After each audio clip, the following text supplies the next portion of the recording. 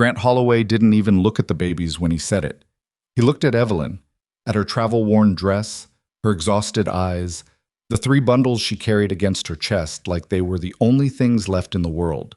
And he said, loud enough for every person on that platform to hear, "I wrote for a wife, not a charity case with another man's litter." The wind off the mountains went quiet. Even the horses stopped moving. Evelyn didn't cry. She didn't beg.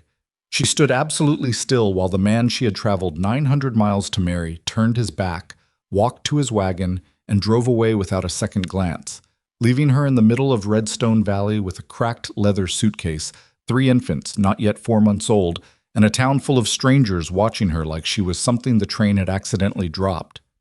That was the moment everything she had carefully planned collapsed into dust. And that was also, though she did not know it yet, the moment her real life began. If you've ever been left standing somewhere with nothing but your pride and a problem too big to solve, stay with me. Because this story is about what happens after the door slams shut. Subscribe to the channel so you don't miss a single part, and drop a comment telling me what city or country you're watching from. I want to see how far this story travels. Hit that like button, and let's begin. The train had come in 20 minutes late, which meant Evelyn had been standing on the platform long enough to notice things she would rather not have noticed. The way the station master looked at her, not at her face, but at the 3 babies strapped to her body and folded into the carriage she'd borrowed from a woman on the train. The way 2 older women near the ticket window leaned together and whispered something behind gloved hands. The way the men loading freight from the cargo car went quiet when she walked past, then started up again after she'd gone by, louder than before. She told herself it didn't matter. She told herself that the moment Grant Holloway arrived, all of it would stop. He would come, he would see her, and the whispering would become irrelevant because she would have a home, a name, a place in this town. She had been telling herself things like that for 6 months, since the fever took Daniel, since the bank took the house, since she'd found herself alone in Philadelphia with 3 newborn girls, Margaret, Clara, and the smallest one, Iris, who had come into the world undersized and fighting and hadn't stopped fighting since, and no family left willing to take in a widow with that many mouths. The letters from Grant Holloway had felt like a window opening in a sealed room. He'd been recommended through a legitimate matching service, not a desperate one, she'd told herself, a respectable one, and his first letter had been careful and plain-spoken. He was 41. He ran cattle on 12,000 acres outside a town called Redstone Valley in the Colorado Territory. He'd had a wife once. She'd died of fever 3 years prior. He wanted someone capable, not fragile. Someone who understood that frontier life was not a romance. Evelyn had written back and told him the truth. She was 28. She had been a teacher before her marriage. Her husband had died of typhus and left her with debts and 3 daughters born 6 weeks premature. She was not fragile, but she was also not pretending her situation was simple. She had waited 2 weeks for his response, certain he would not reply. He had replied. "A woman who tells the truth in the first letter is already ahead of most," he'd written.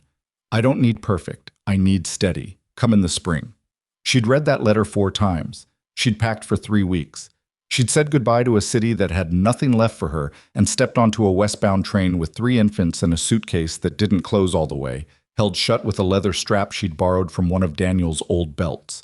And now she was standing on a platform in Redstone Valley, and Grant Holloway was 20 minutes late, and the station master kept looking at her like a problem that needed to be relocated. He arrived at 11:15. She knew it was him because he matched the brief physical description he'd given. Tall, broad across the shoulders, a dark hat with a flat brim, a face that had been outdoors for 40 years. He walked like a man who owned things, like the ground rearranged itself slightly in his presence. Evelyn straightened her spine and stepped forward. "Mr. Holloway," she said, "I'm Evelyn Carter." He stopped walking. His eyes moved from her face to the carriage, then to the baby carrier against her chest, then back to the carriage. He stood very still for a moment, long enough that she could hear one of the freight workers behind her set something heavy down on the platform. "You brought children," he said. Not a question. "I told you about my daughters in my first letter," she said. "Margaret, Clara, and Iris. I described, you said 3 children." His voice had changed. It had been flat when he walked up. Now it was something harder. "I thought you meant older children, children who could work." Evelyn looked at him steadily. They're 4 months old. He said nothing. Mr. Holloway, I was clear in my correspondence. I have 3 daughters. I am a widow. I believe I stated this. You wrote children, he said. I assumed. He stopped, looked at the carriage again. Something moved across his face that wasn't quite disgust, but was in the same neighborhood.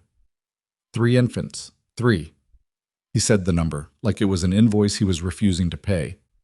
Yes, Evelyn said. The platform had gone very quiet. I need a wife, Grant Holloway said, and his voice had dropped, but it carried. Not a nursemaid, not a... He seemed to search for the word. I run 12,000 acres. I need someone who can manage a household, not someone I have to manage. Evelyn felt something in her chest go cold. Not afraid cold. The other kind. The kind that happened when she understood exactly what was coming, and her body tried to prepare for it before her mind caught up.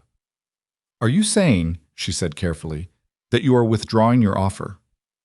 I'm saying, Grant Holloway said, loud enough now that every person on the platform could hear him without trying, that I wrote for a wife, not a charity case with another man's litter. The silence after that was total. Evelyn did not move. She held Iris a little tighter against her chest.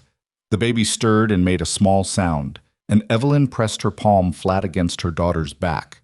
And she looked at Grant Holloway and did not say a single word, because there was nothing to say to a man who used the word litter to describe her daughters. He held her gaze for 2 more seconds, then looked away first. He walked to a wagon hitched at the end of the platform, climbed up, and drove west without looking back. For a long moment, nobody moved. Then the station master cleared his throat and said, with the apologetic misery of a man who would very much like this to not be his problem, Ma'am, there's a bench inside if you... Thank you, Evelyn said. Her voice came out steady. She did not know how. I'm fine. She was not fine. She was standing in a town where she knew no one, with no money except $12.40 she'd been saving for 6 weeks, 3 infants who would need feeding within the hour, and a suitcase that didn't close all the way. Winter was 3 months out, but the wind off the mountains already had a bite to it. She had nowhere to go. She sat down on the edge of the platform bench, not inside, where she'd have to explain herself to the station master again, and looked at the mountains at the edge of the valley, which were the only things in Redstone Valley that didn't seem to be watching her with pity or curiosity, or both. Clara started to cry first, then Margaret. Iris characteristically waited to assess the situation before joining in. Evelyn closed her eyes and breathed. One problem at a time, she told herself. You've had worse. You survived worse. One problem at a time. She opened her eyes. A man was standing 30 feet away watching her, not the way the others had been watching, not with the sideways look of people trying to pretend they weren't watching. He was looking directly at her, with the kind of focused attention that should have felt threatening, but somehow didn't. He was somewhere in his mid-30s, with dark hair going gray at the temples, and a face that looked like it had spent most of its life deciding things. He wore the clothes of a working rancher, but they were well made, and he stood with the particular stillness of someone who had learned to be very careful before speaking. He walked toward her. Evelyn sat up straighter and prepared to say something firm about not needing assistance. He stopped about 6 feet away and said, Mrs. Carter? Her name. He knew her name. She hadn't given it to anyone on this platform. She looked at him more carefully, the set of his jaw, the way he held himself. Something in his eyes that was old and watchful and, Nathaniel, she said. The word came out of her before she'd finished the thought. Nathaniel Cross. He didn't smile exactly. Something shifted in his face that was close to it. You remember, he said. She stared at him. The last time she'd seen Nathaniel Cross, he was 17 years old, sitting at a desk in her father's study in Philadelphia, hunched over a book on land surveying that her father had lent him. He'd been the son of one of her father's workers, quiet, serious, embarrassingly smart, the kind of boy who read everything he could get his hands on and said almost nothing in social situations because he was always somewhere else in his head. Her father, a school administrator with more generosity than money, had been tutoring him informally for 2 years. When her father died, Nathaniel Cross had come to the house, asked for the land surveying book to keep, said thank you with the brevity of someone who feels things too much to express them properly, and disappeared. That had been 16 years ago. She had occasionally wondered what happened to him. She had not expected him to be standing in front of her in Colorado with gray at his temples and cattle on 12,000 acres. "You know Mr. Holloway," she said. It wasn't a question. "I know his land borders mine," Nathaniel said. "I know he's been looking for a wife for 2 years. And I was at the feed store when his foreman mentioned a woman was coming in on this morning's train." Evelyn looked at him. "He left," she said. "I saw." A silence. The babies had quieted, which she recognized as the eye of the storm rather than genuine peace. She had approximately 8 minutes before at least 2 of them started up again. "I'm not looking for charity," she said. She meant to say it firmly. It came out a little rougher than she intended. Nathaniel Cross looked at her with those watchful, old beyond his age eyes and said, "I know, you never were." She didn't know what to say to that. "I have a ranch," he said. "The Cross Ranch, north side of the valley. I run about 8,000 head, I've got 14 full-time hands, and I have a main house with more rooms than I use." He paused.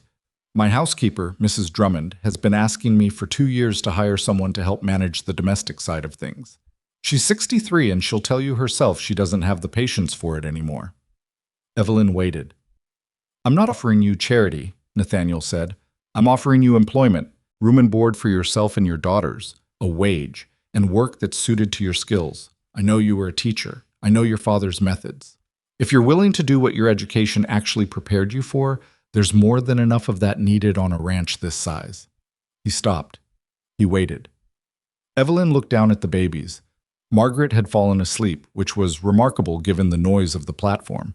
Clara was watching the sky with the profound philosophical attention that Clara always gave to things she didn't understand. Iris was watching Evelyn's face. Iris was always watching Evelyn's face. "Employment," Evelyn said. "Employment," Nathaniel said. "Not pity. Mrs. Carter, I have 12,000 acres to manage, twice that in debt. I'm still working off from last year's drought, 14 men who can't read their own contracts, and a housekeeper who threatens to retire every other Tuesday. I'm not doing this out of pity. I'm doing this because I could genuinely use someone like you, and the alternative is you spending your $12 and change at the town's only boarding house and hoping something else comes along." She stared at him. "How did you know about the $12? "I didn't," he said. "I guessed." He looked at her steadily. "Was I close?" She said nothing. 40 cents off, Evelyn said finally. Something moved in his face again. Almost a smile. Not quite. "Do you have a wagon?" she asked. "I do." "Is it big enough for a carriage and a suitcase?" "It is." Evelyn stood up. She was stiff from the train and from sitting on a platform bench, and from 2 years of surviving things that should have broken her, and she was still not entirely sure this wasn't a mistake. But the wind was picking up and Iris had started making the preliminary sounds that meant she was about to declare emergency. "I'll need to know the terms in writing," she said. "Wage, duties, and the arrangement regarding the children. I'll want that before I agree to anything." Nathaniel Cross nodded like this was the most reasonable thing anyone had said to him all week. "I'll have Mrs. Drummond write them out tonight," he said. "You can look them over in the morning." Evelyn picked up her suitcase. "I don't remember you being this organized," she said. "I learned from people who were," he said. She thought about her father's study, the worn books, the desk by the window, the boy who read everything and said almost nothing. She did not say anything else. She picked up the carriage handle with her free hand and followed Nathaniel Cross off the platform and toward his wagon, and she did not let herself look back at the train station, or the mountains, or the spot where Grant Holloway had called her daughters a litter in front of the whole town. One problem at a time, she had a direction. For now, that would have to be enough. The Cross Ranch was larger than she'd pictured from the road. She'd expected something functional. A working ranch in 1878 Colorado was not a place built for aesthetics. But what she hadn't expected was the sense of scale. The main house sat at the end of a long, packed dirt track, backed by a ridge of mountains that caught the afternoon light and turned it orange and copper, and around it spread the architecture of serious cattle work, barns, corrals, storage buildings, bunkhouses in 2 rows, a forge that she could smell from 50 yards away, a water tower that looked newly built. Men moved between the buildings with the particular purposeful economy of people who had a lot to do and not enough hours. Several of them stopped when Nathaniel's wagon came up the track. Evelyn watched their faces. Curiosity, mostly. A few of them looked at the babies and then looked at each other with the complicated expressions of men trying to figure out what this meant for them without appearing to care. A woman came out of the main house before the wagon had fully stopped. She was short and solid and moved like someone who had decided long ago that the world was going to have to keep up with her rather than the other way around. Her hair was gray and pinned up without fuss, and she wore a working apron and a look on her face that was not exactly welcoming but was at least honest. "Mrs. Drummond," Nathaniel said, climbing down. "This is Mrs. Carter. She'll be taking the East rooms." Mrs. Drummond looked at Evelyn, then at the babies, then back at Evelyn. "3 of them," she said. "Yes," Evelyn said. Mrs. Drummond considered this for a moment. "Well," she said, "the East rooms have a connecting door which is convenient. Come in before the wind gets worse." It wasn't warmth, but it was practical. Evelyn could work with practical. Inside, the house was clean and used-looking in the way that working houses were, worn in the places where it had been lived in hardest, carefully maintained in the places where it mattered. The kitchen was large and smelled like the end of a long cooking day. A hallway ran the length of the ground floor with doors opening off both sides. Mrs. Drummond led her upstairs without preamble. "The East rooms," she said, pushing a door open. 2 rooms with the connecting door, like I said. Mr. Cross had the second room cleared this afternoon. You'll want to arrange your things however suits you. Supper's at 6, breakfast at 5:30, and I don't hold plates for anyone who's not at the table on time, but I'll make an exception until you're settled." "Thank you," Evelyn said. Mrs. Drummond looked at the babies again. Clara was awake and regarding Mrs. Drummond with solemn appraisal. Margaret was still asleep. Iris was watching the ceiling. "How old?" Mrs. Drummond said. "Almost 4 months." Mrs. Drummond made a sound that might have been sympathy or might have been the beginning of a list of complaints. Evelyn couldn't tell yet. "They sleep through the night?" "Not reliably," Evelyn said, "but they're getting better." Mrs. Drummond looked at her directly. "You look like you haven't slept a full night since before they were born." "That's accurate." Something shifted in Mrs. Drummond's expression. Not warmth exactly. Recognition. "I'll bring you a supper tray tonight," she said. "You don't need to come down. Get the children settled." She left before Evelyn could argue about it. Evelyn stood in the middle of the East room, a plain room, clean, with a window that looked out at the mountains, and set Iris down carefully on the bed. Iris looked up at her. "I know," Evelyn said quietly. "I don't know either." Iris appeared to consider this response. Then she decided it was acceptable, and she closed her eyes. The terms arrived the next morning, written in Mrs. Drummond's firm, slightly old-fashioned hand on 2 sheets of paper. Evelyn read them at the kitchen table while Mrs. Drummond made coffee and pointedly did not hover. The terms were fair, better than fair actually, better than Evelyn had expected. The wage was modest but real. The duties were listed plainly, household management and correspondence to be shared with Mrs. Drummond. And then there was a third item, added at the bottom in different handwriting. Nathaniel's, she guessed, less precise but very clear. If Mrs. Carter chooses to establish any educational program for ranch staff or community members, she has full use of the main room of the East Outbuilding for that purpose. This is offered in addition to the primary duties above and is not a condition of employment. She read that line twice. Then she folded the papers and walked to the window and looked out at the ranch waking up in the early morning. Men moving, horses being let out, someone at the forge already. And she thought about what she was going to say. When Nathaniel came in for breakfast, she was already at the table. She pushed the papers across to him. "I accept the terms," she said, "with one condition." He sat down, looked at her. "The wage and the third item," she said. "If I'm running an educational program, I want it to be a real program, not a favor. If it produces value for the ranch, and I believe it will, I want a percentage of that value tracked and acknowledged." Nathaniel looked at her for a long moment. "You want equity in a school that doesn't exist yet," he said. "I want recognition that the work has value," she said. "Not charity, not a gift. Work." He picked up the papers, read through them again, though she was fairly certain he'd already read them several times. Then he put them down. Define the terms, he said. What percentage? Tracked how? Evelyn had thought about this. She'd been thinking about it since the previous afternoon, sitting in the east room after the babies were asleep, while the ranch sounds came through the window, and she tried to figure out what she was actually capable of building here if given the chance. She laid it out. If ranch hands who went through her instruction, reading, writing, arithmetic, contract literacy, were able to negotiate better terms on the next purchasing cycle, or identify a fraudulent claim, or catch an accounting error, then those outcomes would be logged. She wasn't asking for money up front. She was asking for her work to be treated as a contribution with measurable results, not a kindness extended to a woman in a difficult situation. Nathaniel listened without interrupting. When she finished, he said, "How do you plan to get 14 men who haven't sat in a classroom since they were 10 years old to come to your lessons voluntarily?" "I'm not going to make them voluntary," Evelyn said. He raised an eyebrow. "I'm going to make them relevant," she said. "The next time a supplier comes through with a contract, I want you to give me advance notice. I'll prepare one session on contract language the week before. I won't tell the men it's a class. I'll tell them it's a meeting about the supplier terms." Nathaniel looked at her. "You're going to trick 14 cowboys into attending school," he said. "The first time," Evelyn said. "After that, I won't need to." A pause. "You're very confident," he said. "I'm accurate," she said. He looked at her for another long moment, and then he picked up a pen from the table. She noticed he kept one near the breakfast table, which was the kind of detail that told you something about a person. And he wrote something at the bottom of the second page, below his earlier edition. He slid it back to her. She read it.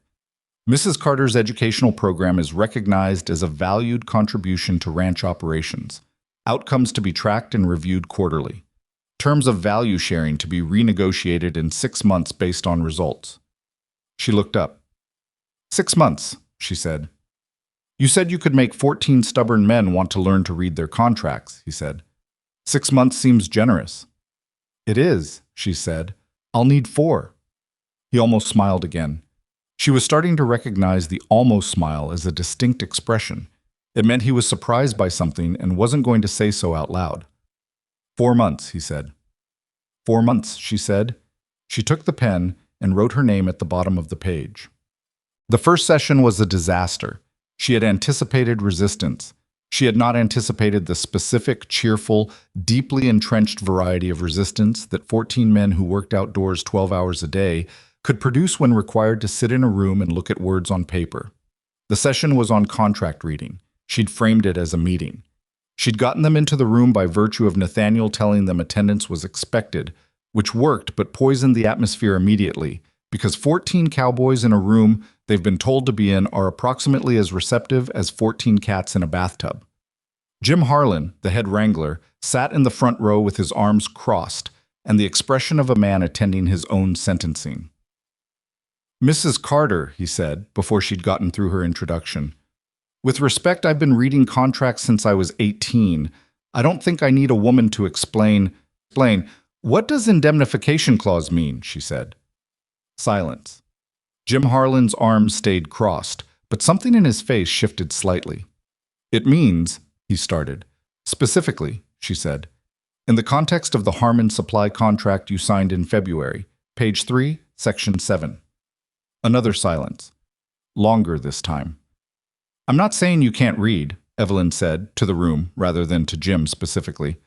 "I'm saying that the language in these contracts is designed to be difficult to understand, not accidentally, intentionally, because it protects the people who write them, not the people who sign them." She paused. The Harmon contract that Mr. Cross signed in February included an indemnification clause that transferred liability for any goods damaged during transport to this ranch, which means if Harmon delivers a bad batch of feed, you pay for it. Did any of you know that before you signed? Nobody said anything, but the arms uncrossed. That was the first session. It was not a triumph, but it was not the failure she'd been prepared for either. Jim Harlan came back for the second session voluntarily. He didn't tell anyone why. He just showed up and sat in the same seat and didn't say much, but he took notes on the paper she handed out, and when she pointed to an example clause on the board and asked what it meant, he was the first one to try and answer. He was wrong, but he tried, and that was everything. By the third session, she had 12 of the 14. By the fourth, she had all of them, including the two she'd thought she'd never reach. Pete Briggs, who had a philosophical objection to formal learning, and Old Cass, who was illiterate and had been hiding it for so long behind bluster and competence that it had become a fixed part of his identity. Old Cass was the hardest. She didn't push him in front of the others. She let him sit in the back and watch. After the third session, she left an extra sheet of the practice work on the end of the table when she was cleaning up, and she went to get something from the other room, and when she came back, the sheet was gone. 2 days later, there was a note slipped under the East Room door. It was printed in large, careful, slightly wrong letters that were absolutely clearly the work of someone who had just started teaching themselves to write. It said, "What does liability mean?" She wrote back, "Liability means who is responsible when something goes wrong. If you're liable, you pay the cost." She slipped it back under the door she thought it came from. She wasn't entirely sure which bunk was Old Cass's, but the next morning at breakfast, Old Cass looked at her across the table and gave her the specific nod of a man who had received a message and understood it and was not going to say anything about it in front of anyone. She gave him the same nod back. Margaret learned to roll over in week 3. It was not the appropriate moment for it. Evelyn was in the middle of reviewing the household correspondence when she heard a thump from the bed in the next room and her heart stopped entirely. But when she ran in, Margaret was lying on her stomach with an expression of profound smugness, having apparently decided to master gross motor development without announcing it first. "You could have waited 10 minutes, Evelyn told her. Margaret showed no remorse. Clara, who had been watching from her basket, appeared to be taking notes. Mrs. Drummond, when informed of this development, said, which Evelyn had come to understand was Mrs. Drummond's version of being delighted. Mrs. Drummond had not said out loud that she'd become attached to the girls. She demonstrated it through actions, the way she always had an extra hand free when Evelyn was carrying one child and juggling something else. The way she'd modified her morning routine to account for the baby's schedule without making any announcement about having done so. The way she appeared in doorways when things got loud with the particular expression of someone who wants to help and has decided to frame it as inspection. Iris had decided, on some internal schedule that Evelyn couldn't predict, that Mrs. Drummond was trustworthy. Iris was specific about who she decided to trust and slow to do it. When she extended her arms toward Mrs. Drummond for the first time, unprompted, while Evelyn was trying to carry all 3 of them plus a stack of ledgers, Mrs. Drummond took her with the careful steadiness of someone holding something precious. She didn't say anything, but she held Iris for 2 hours that afternoon, sitting near the kitchen window while the ranch sounds came through the glass, and Evelyn noticed that she looked, not younger exactly, but less tired. Nathaniel Cross watched all of this from a careful distance. He was not an intrusive presence. He ate at the table with the hands when the workday demanded it, and at the house table when it didn't, and he was present without being obtrusive, and he had the quality that Evelyn had noticed in very few people, the quality of listening to everything and storing it without judgment, processing it somewhere private before acting on it. He asked her, at the end of the second week, how the sessions were going. "Better than expected," she said. "I heard Jim Harlan quoted contract language at Pete Briggs during lunch yesterday," Nathaniel said. "Pete told him to shut up." "Pete came to the last session voluntarily," Evelyn said. "I know," Nathaniel said. "I saw." He was quiet for a moment. Outside, someone was working the forge. She could hear the rhythm of it, the hammer on metal, steady and purposeful. "My father couldn't read," Nathaniel said. He wasn't looking at her when he said it. He was looking at the window. He signed things he didn't understand his whole life, died with debts he didn't know he had because he trusted people who wrote things he couldn't read. Evelyn didn't say anything. "That's not why I offered you the outbuilding," he said. "I want to be clear about that. I offered it because I thought it would be useful, but it's also—" He stopped. "It's not a coincidence that I think it's important." Evelyn looked at him. In the 17 years since she'd last seen Nathaniel Cross, he had built something substantial from nothing: land, cattle, a working ranch that functioned with the precision of a well-run institution. She'd been watching that for 2 weeks, seeing the evidence of it in the way the ranch ran, in the contracts she was reading through, in the systematic organization of things that most working operations left to chance. Her father had seen this in him, had said once that the boy had a mind like a map. He could hold a whole territory in his head and navigate it. Your father taught you things he didn't know he was teaching you, she said. Nathaniel looked at her. My father taught me to read contracts, she said. He taught me that knowledge was the thing that protected you from people who had more power than you and wanted to keep it that way. She paused. He wasn't teaching me to be a teacher. He was teaching me to survive. I think that's what he saw in you too. A silence between them that was not uncomfortable. He would have been pleased, Nathaniel said finally, to know you ended up here. He would have had questions, Evelyn said. He always had questions. That's where you get it, Nathaniel said. She almost laughed. She didn't quite, but it was close. But Grant Holloway came into the story again on a Thursday afternoon, 3 weeks after the platform. He arrived at the ranch while Nathaniel was out at the north pasture, and Evelyn was in the outbuilding running a session on basic arithmetic with 4 of the younger hands. She heard his wagon and looked out the window and recognized him immediately. The flat-brimmed hat, the broad shoulders, the walk. He didn't come to the outbuilding. He went to the house and knocked on the door, and Mrs. Drummond let him in because Mrs. Drummond was too strategic to turn away information by turning away visitors. And when Evelyn came in an hour later, she found him sitting in the front room with a coffee he hadn't asked for and an expression on his face that she couldn't read. He stood up when she came in. She didn't sit down. Mrs. Carter, he said. Mr. Holloway, she said. A pause. I wanted to, he started. Mr. Holloway, she said. I don't have a great deal of time. What can I do for you? She watched him recalibrate. He'd come in expecting something, some version of the woman from the platform, shaken and desperate, ready to receive whatever he'd come to offer. He was looking at someone who had a session to finish and a ledger to review and 3 daughters to feed. He said, I heard you've established yourself here. I have, she said. The school, he said. In the outbuilding. The educational program, yes. He looked at her. My men, he said, and something in the words was careful, almost reluctant, have been talking about it, the ones who've sat in on your sessions. Evelyn looked at him. 3 of my hands came to your last session, he said, without telling me. They apparently crossed over from my north pasture. She had noticed the 3 men she didn't recognize and had assumed they were cross-ranch hands she hadn't met yet. They're welcome, she said. Holloway looked at her steadily. I'm not here to cause trouble, Mrs. Carter. I didn't assume you were. A pause. That day at the station, he said, he seemed to search for the word. Surprised. Yes, she said. I could tell. I'd expected... Mr. Holloway, she said. I'm going to save us both some time. What you did at that station was unkind. It was also public, which means it was something more than unkind. It was the kind of thing a person doesn't forget. I'm not interested in receiving an apology for it today, because an apology today is not the same as what you should have done then. If you have a practical reason for being here, I'm happy to hear it. If you came for your own comfort, I'd ask you to come back another time. Grant Holloway looked at her for a long moment. The expression on his face was not what she expected. It was not offense. It was something that looked, actually, like the particular discomfort of a person who has been told an accurate thing.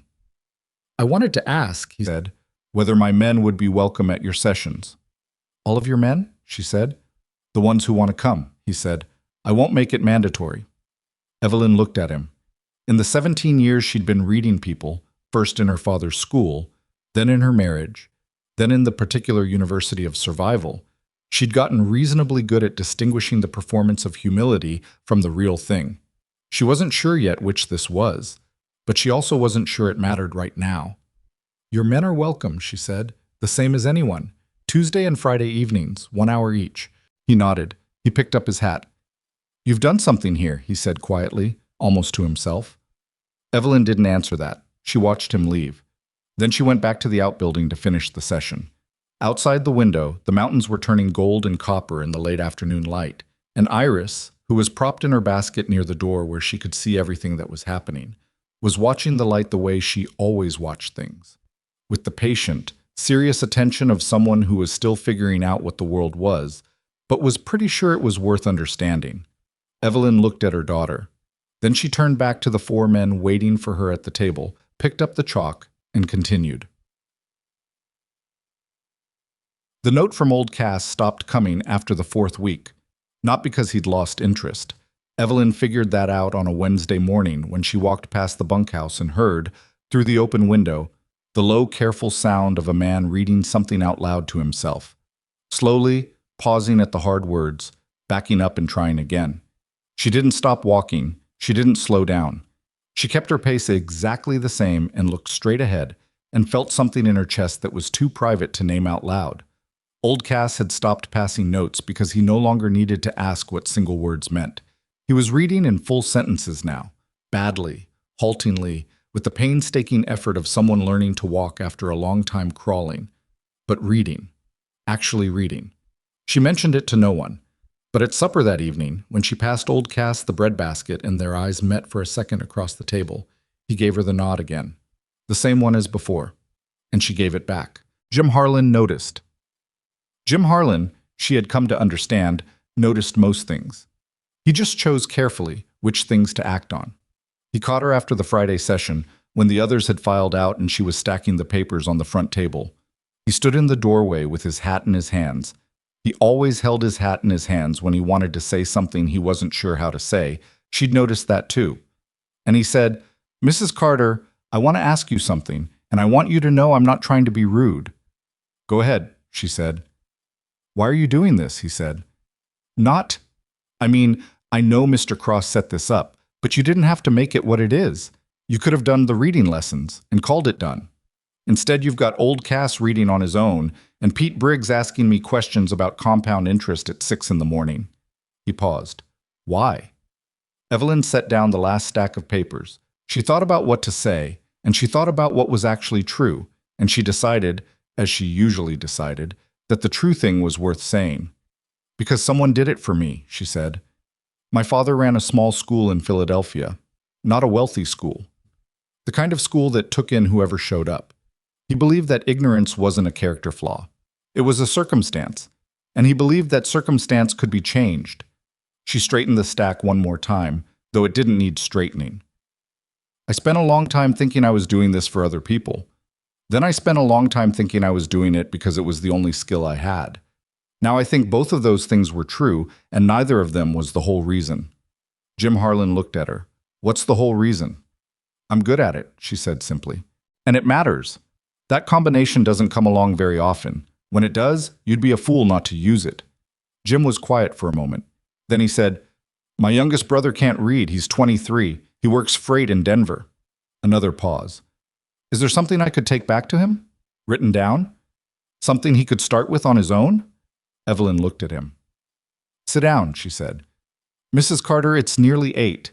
It'll take 15 minutes, she said. "Sit down." Jim sat down. It took 25 minutes, and by the end of it she had put together a basic primer, 6 pages, printed in her clearest hand, that Jim Harlan folded carefully and put into his inside jacket pocket like it was something worth protecting. He stood up to leave and then stopped in the doorway again. "You know," he said, "when Mr. Cross first told us you'd be running sessions, Pete Briggs said he'd quit before he sat in a classroom run by a woman with babies." "I know," Evelyn said. "Pete told me himself 2 weeks ago. He seemed to think it was funny in retrospect." Jim almost smiled. "Yeah," he said. "Pete does that." He settled his hat on his head. "Good night, Mrs. Carter." "Good night, Jim." She listened to his boots on the packed dirt outside, fading toward the bunkhouse. Then she sat down at the table in the empty room and let herself feel tired for 5 minutes, which was approximately the amount of time she could afford before she had to go check on the girls. The girls were growing with the particular speed that babies had, which was to say that every time Evelyn looked at them carefully, she had the feeling she'd missed something crucial in the 3 hours since she'd last looked carefully. Margaret was the most straightforward of the three in the sense that Margaret's emotional state was always fully communicated and never ambiguous. She was happy loudly or unhappy loudly, and there was very little middle ground, and she expected the world to respond to her inputs with appropriate promptness. She was going to be exhausting and wonderful and probably impossible to argue with when she was older. Clara was watching everything. Clara had been watching everything since the day she was born, and Evelyn sometimes thought Clara was building a very detailed map of the world, from all her watching, filing away information that she wasn't ready to use yet. Clara laughed later than the others, But when she laughed, it was because she'd understood something. Iris worried her the least and the most, depending on the day. Iris had come into the world too early and too small, and had spent her first weeks making everyone around her anxious with her determined fragility. Not sick, exactly, but hovering somewhere between fine and not fine, requiring constant careful attention. She'd stabilized by the second month. She'd grown steadily. The doctor in the nearest town, a man named Pierce, who came through Redstone Valley once a month, had looked her over in week 6 and said she was behind in weight, but ahead in alertness, and that both things were consistent with her start. She's watching for threats, he'd said, which Evelyn thought was a rather alarming way to describe an infant, but was probably accurate. That kind of baby usually turns out sharp. Iris was 5 months old now, and she had decided, apparently, that the Cross Ranch was a safe enough environment to begin testing it. She watched the ranch hands through the window with intense interest.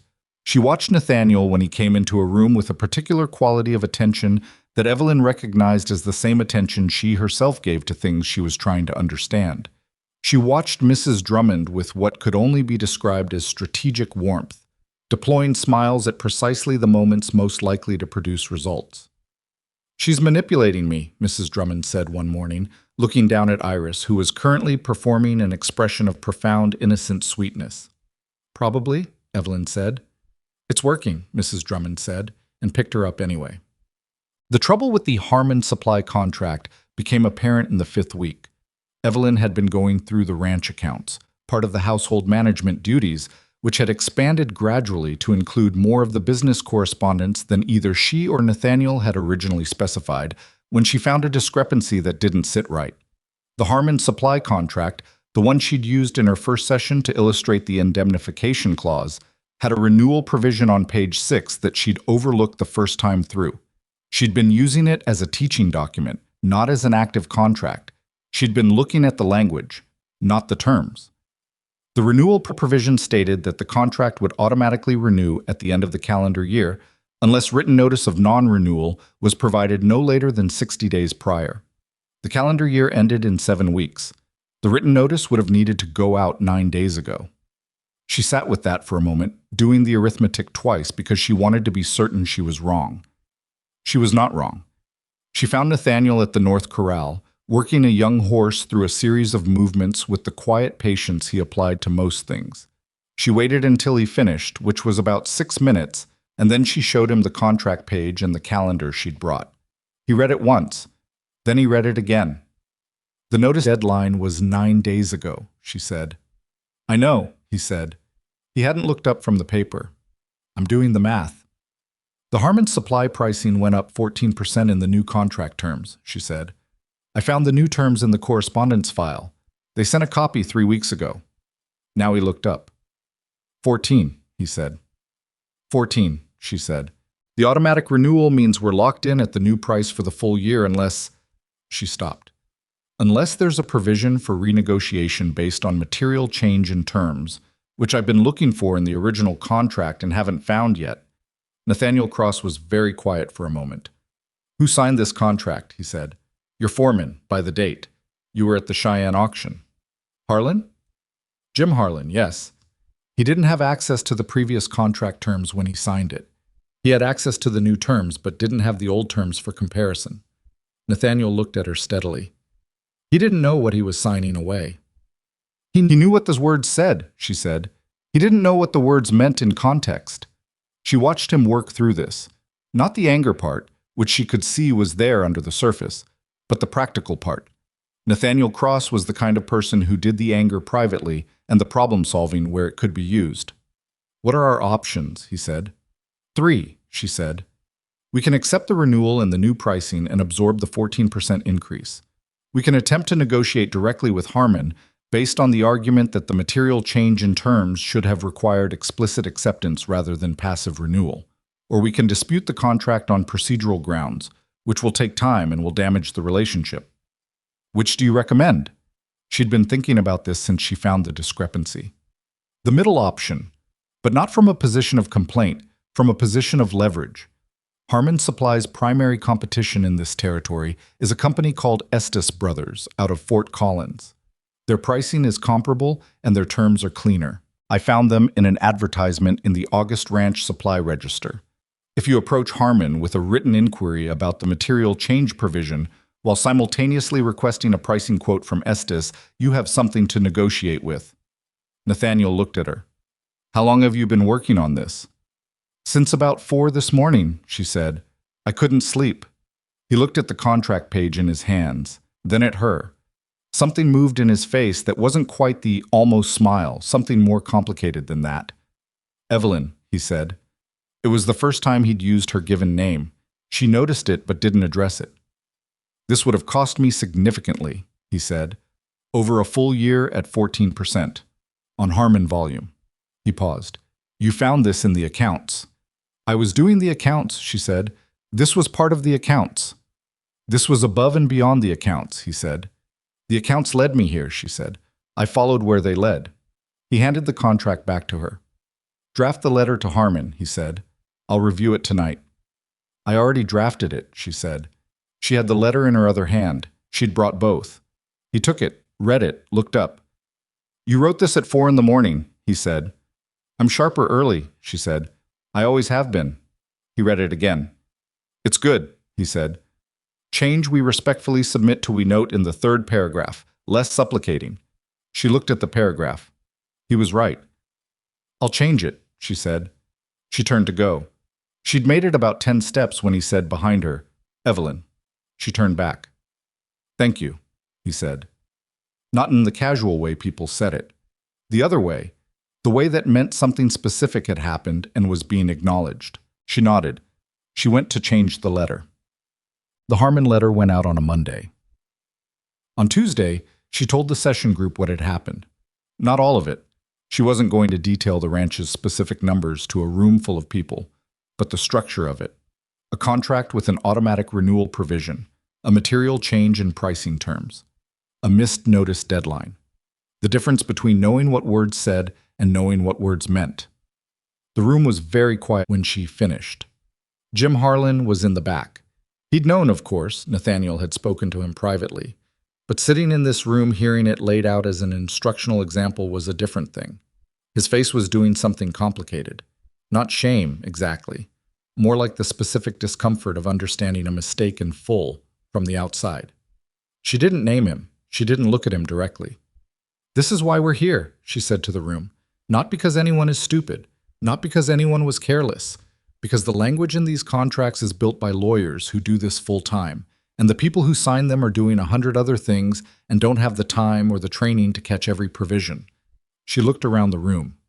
"That's changing. That's what we're doing here." Pete Briggs, who had told Jim Harlan 2 months ago that he'd quit before sitting in a classroom run by a woman with babies, said quietly, "How much would it have cost?" She told them. Pete looked at the table for a moment. "That's more than my yearly wage," he said. "Yes," she said. A silence. Then old Cass, from the back of the room, said, in the measured, careful way he'd been developing, the way of someone still getting comfortable with the weight of their own words, "What happened to the letter?" "We're waiting to hear back," she said. "We have a competing quote from a Harmon competitor. I expect we'll hear within 2 weeks." Old Cass nodded. Then he said, "You figured this out from reading the contracts." "I figured it out from reading the contracts," she confirmed. He was quiet for a moment. "Then we should all be reading the contracts," he said. It was the longest sentence she'd heard him say out loud in a group. The room agreed with him in the particular way that groups agreed with things that were obviously true, without drama, with the specific quality of people adjusting their understanding of something. She gave them each a copy of a simplified contract template she'd prepared and asked them to mark every clause they didn't understand. Every single one of them came back next session with marks on the paper. Harmon replied in 10 days. They agreed to hold the previous year's pricing through the first 6 months of the renewed contract, with a renegotiation meeting scheduled for April. Nathaniel put the letter on the kitchen table without a word, went to the window, and stood there for a moment. "April," he said finally. "April," she said. "By April, Jim Harlan can walk into a renegotiation meeting and read every clause himself." Nathaniel turned from the window. "Could he manage the meeting?" he said. She considered it. "In 4 months? I think so. With preparation, yes." Would you prepare him? That's what the program is for, she said. He nodded. A pause. The percentage you asked for in the original terms, he said. The value share. I want to formalize it before the April meeting. Evelyn looked at him. We said 6 months. We said 6 months for review, he said. You said 4 months to produce results. It's been 6 weeks and you've already produced a result that paid for the entire program's operating costs 8 times over. He looked at her steadily. I want to formalize it. She thought about refusing on principle. She thought about what refusing would actually mean, practically, and what it would mean to her daughter's future here. All right, she said. I'll have the terms written up, he said. I'll write them, she said. You can review. He almost smiled. You don't trust my drafting. I don't trust anyone's drafting, she said. That's the whole lesson. He laughed, a real laugh, not the almost smile, not the contained version. A genuine, unguarded laugh that sounded like it surprised him. She hadn't heard him laugh before. She noted that it sounded like someone who didn't do it often enough. November came in hard. The mountains that had been copper and gold went gray and white, and the wind off them picked up speed and dropped temperature, and the ranch shifted its rhythms the way working places did in winter, pulling inward, moving faster, the casual ease of the warmer months replaced by the focused efficiency of people who knew what a bad winter could cost. The sessions moved to twice a week instead of twice a week with additional drop-ins, because the days shortened and the hands had less optional time. But the men who came consistently now, without needing to be told.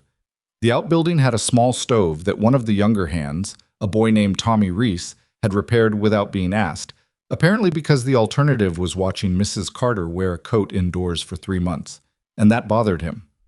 Tommy Reese was 19 and had the specific combination of competence and total lack of social confidence that produced a person who fixed things instead of talking about them.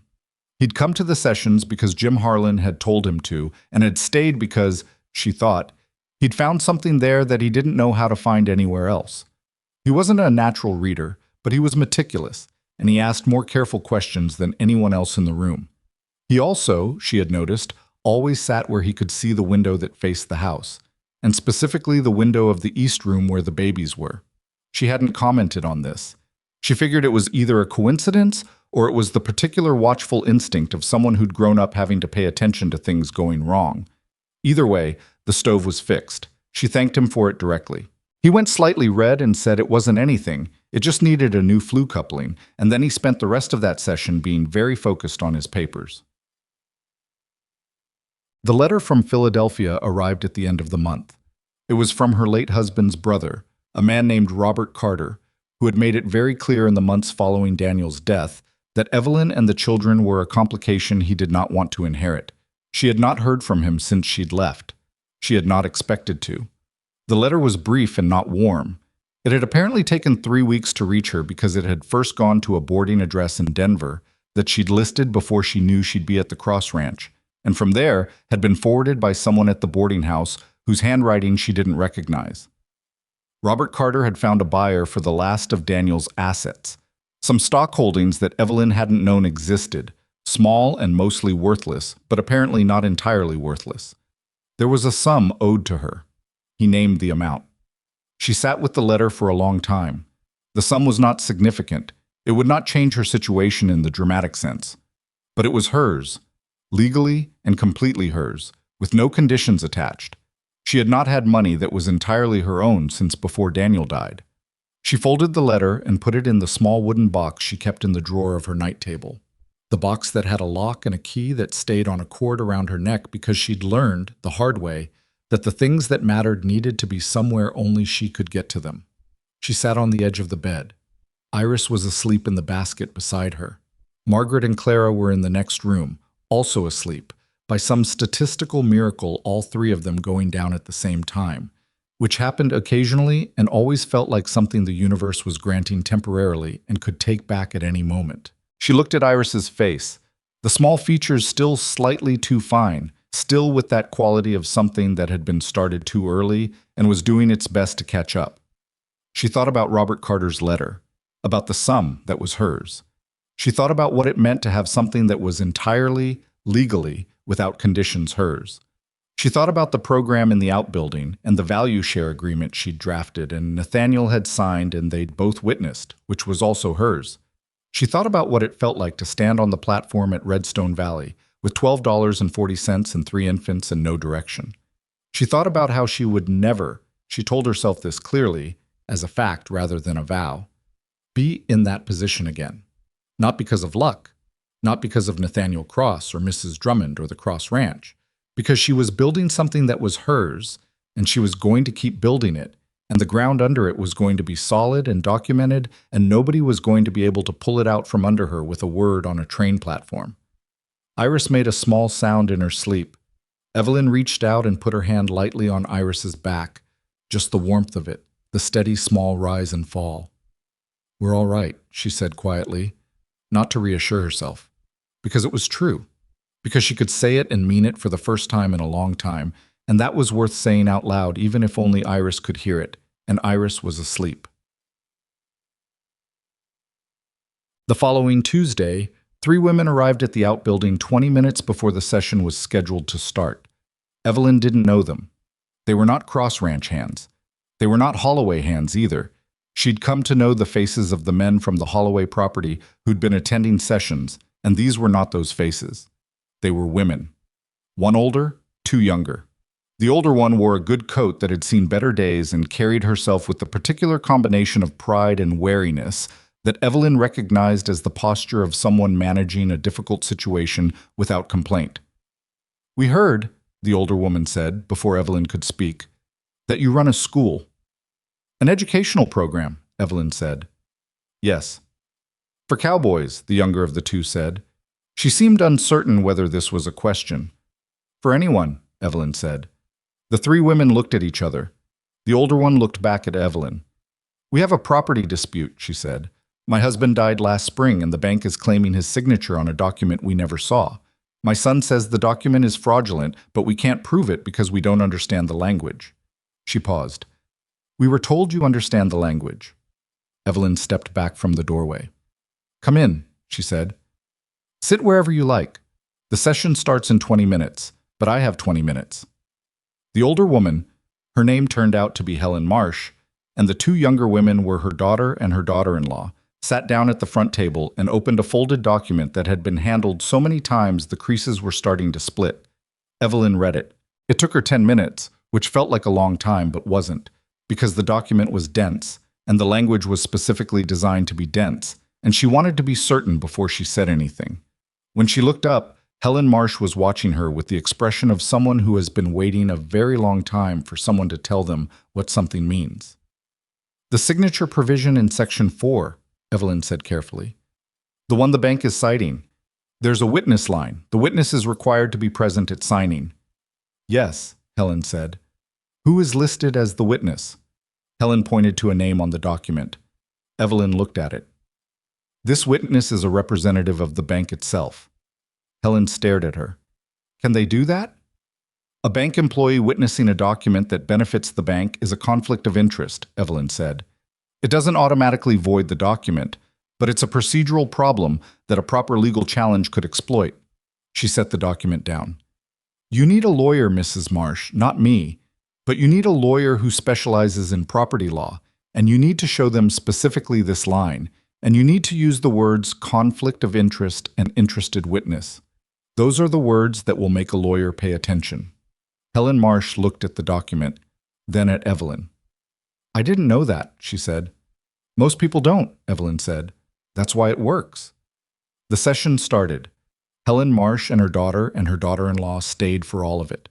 The daughter-in-law, who turned out to be named Ruth, sat next to Old Cass and they compared notes at the end with the awkward solidarity of 2 people who have found themselves in the same unexpected place.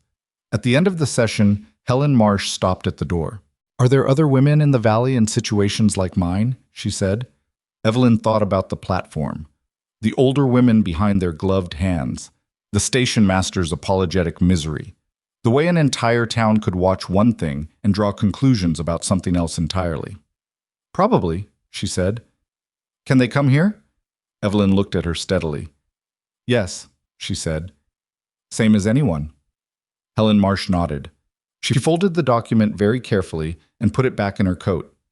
"Tuesday and Friday," she said. "Tuesday and Friday," Evelyn confirmed. She watched them go. Jim Harlan appeared at her elbow. He'd been in the back row during all of this, she realized, and had stayed deliberately quiet.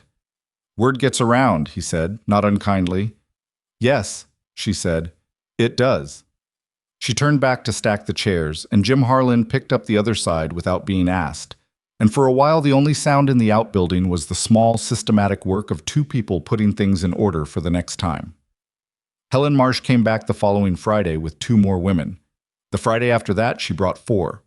Evelyn did not rearrange the program to accommodate them.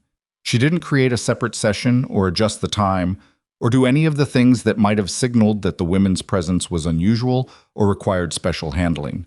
She simply put out more chairs and continued what she'd been doing, and the ranch hands adapted to the expanded room with the particular male awkwardness of men who had been raised to believe certain spaces were theirs by default, and were now quietly discovering that belief had never been written into any document they'd actually signed.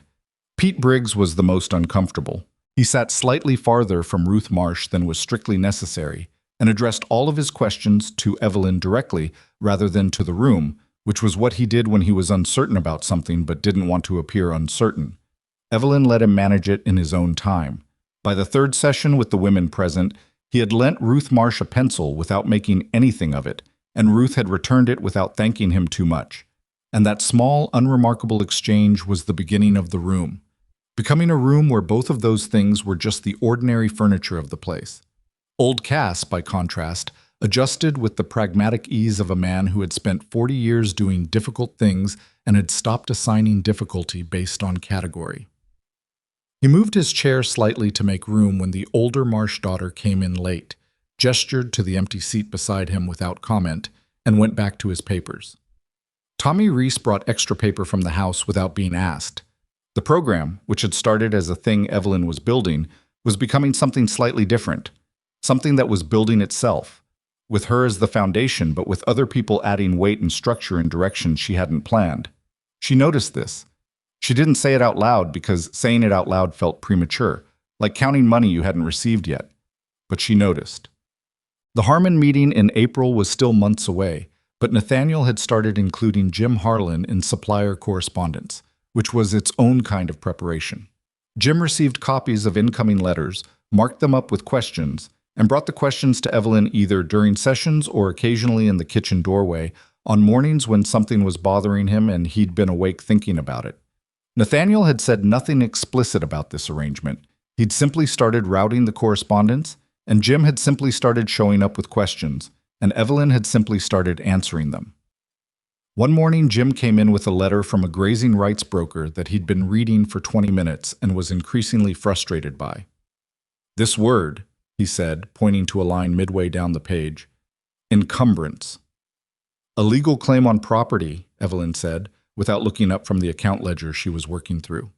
"Usually a debt or a lien. If land has an encumbrance, someone else has a legal interest in it, meaning you can't buy it clean without dealing with that interest first." Jim was quiet for a moment, processing.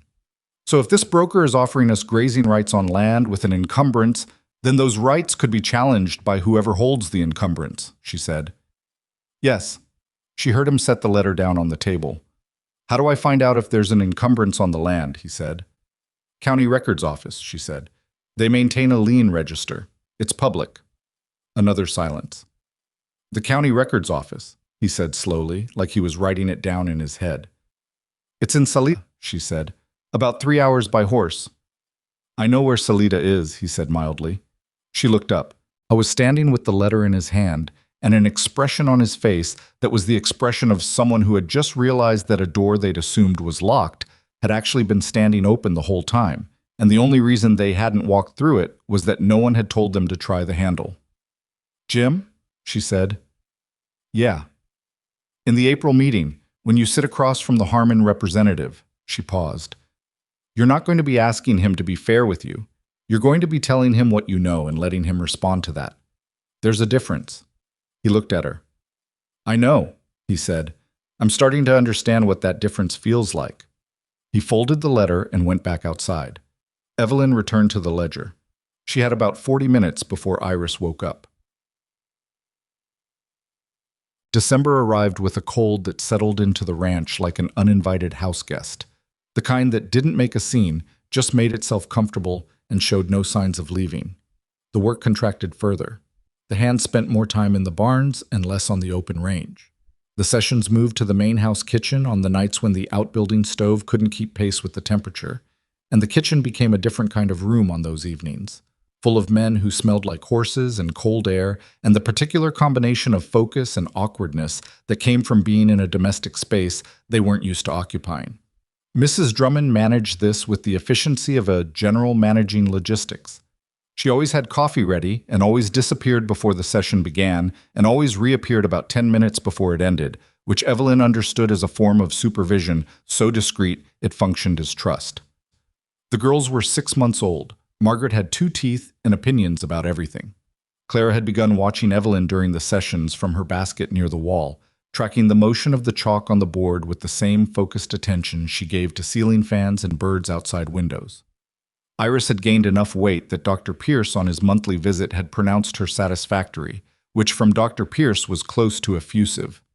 Evelyn had started sleeping 4 continuous hours a night, which was the most she'd managed since before the girls were born, and the impact of this on her cognitive function was approximately what she imagined it would feel like to have a lamp turned back on in a room that had been running on candlelight for months. She noticed things she'd been too tired to notice before. Small things. The way Nathaniel always checked the east room window when he came back to the house after dark. Not obviously, not intrusively, just a single glance to see if the lamp was still on. She'd noticed it 3 times before she was sure it was a pattern.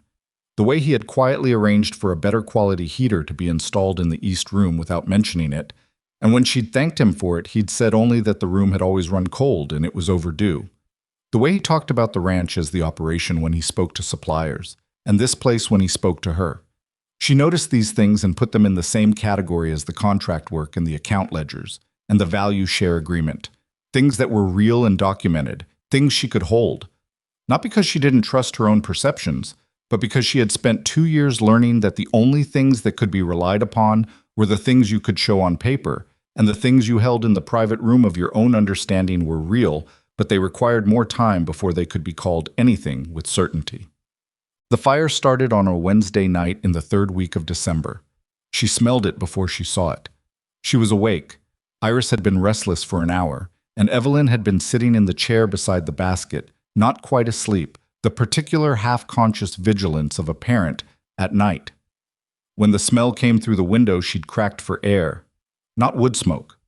Something bigger. Something that had a different character to it, the kind of smell that registered in the body before the mind caught up. She was at the window in 3 steps. The north field was lit from the inside, orange and moving, and the wind that had been steady and cold all week, was pushing it south, toward the barns, toward the cattle pens, toward the ranch. She pulled on her coat over her nightgown, checked that all 3 girls were covered, and went to the hallway. The house was already moving. She could hear boots downstairs, the sharp economy of men who woke fast because their work required it. Nathaniel's voice in the yard giving directions she couldn't make out through the walls, and then running footsteps and horses, and the particular controlled chaos of a ranch emergency, which was different from other kinds of chaos in that everyone knew their part and moved toward it. She went back to the east room. For a moment she stood in the middle of the floor between her daughters and the window and felt the specific pull of 2 obligations that couldn't both be answered at once. Outside, the fire was spreading. Inside, 3 6-month-old infants could not be left, and could not be safely brought outside into a December night with smoke on the wind. She went to the window and looked at the distance between the fire and the house. The fire was in the north field. The barns were 200 yards north of the house. If the fire reached the barns, Mrs. Carter, Mrs. Drummond was in the doorway, fully dressed, with the particular expression of someone who had made their assessment and arrived with a plan. "Go," Mrs. Drummond said. "I have the girls." Evelyn looked at her. "They know you," Mrs. Drummond said. "If something goes wrong and they need settling, you're the one who can do it. I can manage 3 sleeping infants. What I cannot do is run water lines or manage a bucket crew or talk sense to panicking men." She crossed to the baskets. "Go." Evelyn went. Outside, the air had the specific quality of a large fire on a cold night, warm from the wrong direction, smelling of grass and something chemical she couldn't identify. Men were moving between the barn and the water troughs in organized lines, but the lines were ragged at the edges and the shouts were overlapping in a way that meant the organization was starting to strain. She found the strain quickly. Two of the younger hands, Tommy Reese and a boy named Danny Alcott, had broken away from the line and were arguing about something near the fence that marked the outer cattle pen. The cattle in the pen were moving, pressed together at the far end, and Danny was trying to open the gate and Tommy was arguing that letting them out would scatter them and the count afterward would take days. She walked up to them. "Danny," she said, loud enough to cut through the shouting. "Open the gate. The cattle are worth less than the barn and the fire hasn't reached the barn yet. Get them out now while you can move them in one direction." Danny looked at her for half a second, then opened the gate. The cattle moved. She went to find who was managing the bucket crew. It turned out to be Jim Harlan, which was correct because Jim was the person on the ranch who could hold the most moving parts in his head at once. He was stationed at the midpoint of the line, directing the pass with the focused calm of someone operating inside a crisis without losing their angle on it. "Water source?" she said. "Main trough. It's at capacity, but it won't last." He didn't break his rhythm. "We've got one of the hands running to the creek with the second cart, but the distance—" "The creek is too far for the cart," she said. "How long has the fire been in the north field?" "About 20 minutes. She thought about the field. The grass was dry but compacted with frost. The fire was moving with the wind, which was pushing it roughly southwest. If it maintained that direction, it would hit the fence line between the north field and the east grazing pasture before it reached the barn. The east pasture was divided by a natural fire break, a strip of rocky ground she'd noticed when she'd walked the property with Nathaniel 2 months ago. "Where's Mr. Cross?" she said. "North side of the field," Jim said. "He took 4 men to try to cut a break before—" "He's in front of the fire," she said. Jim's rhythm broke for just a second. "He knows what he's doing." "I know he does," she said. "Keep the line going. I'm going north." "Mrs. Carter, the north field is—" She was already moving. The north field was nothing she would have voluntarily walked into in daylight. At night, with a fire running along the western edge of it, it was the particular kind of dangerous that her body kept registering and her mind kept overriding because there was a specific problem to solve, and the problem was locatable. She found Nathaniel about 400 yards north of the barn. He was directing 3 men digging a brake line with the flat-bladed tools used for post-hole work. Not the right tools, but the ones they had. The fire was moving faster than the brake. She could see that from 30 yards away. The math of it was simple and not good. She reached him and grabbed his arm. He turned fast. His face was black with smoke and sweating despite the cold, and his eyes had the hard, focused brightness of someone operating at maximum. "Evelyn." He said her name like a fact, like he'd been aware of her presence before she touched him. "The brake won't hold," she said. "The fire's moving faster than the men can dig. But the rocky strip on the eastern edge of the property, the natural break between the north field and the east pasture. 200 yards east," he said immediately. He'd thought of it too. She could see that he'd thought of it, and had been working the wrong calculation for the same reason she'd had to override her body's objections. Because he was in the middle of it, and sometimes the middle is the worst place to see the whole. "If you pull your men back now and let the fire take the western portion of the north field," she said, "it will hit the rock strip before it reaches the barn. You lose the field grass. You save everything else." He looked at the fire, at the men, at the calculation. "The cattle from the north pen?" he said. "Danny Alcott moved them 20 minutes ago," she said. A pause. "All of them?" "I told him to open the gate," she said. "He did." Nathaniel looked at her. Then he turned and shouted to his men. 3 words, clear and final. And they stopped digging and pulled back, and the 4 of them moved east at a run, and Evelyn ran with them because there was no other direction to go. They reached the eastern fence line and stopped, and they watched, and the fire did what fires do. It moved where the wind pushed it, which was west-southwest, and it ran along the dry grass of the north field with a speed that was almost beautiful from the correct distance, and it hit the rocky strip of the natural break, and there it found nothing to burn, and began, slowly and then more quickly, to diminish. The barn was untouched. The north field was gone. Everyone was breathing hard. One of the hands, she didn't know his name, one of the seasonal workers, sat down in the dirt and put his head in his hands and made a sound that wasn't crying and wasn't not crying. Nathaniel stood with his hands on his knees looking at the dying fire. His left forearm, she noticed, had a burn on it. Not severe, the kind you got from proximity, from an ember carried by the wind, but real.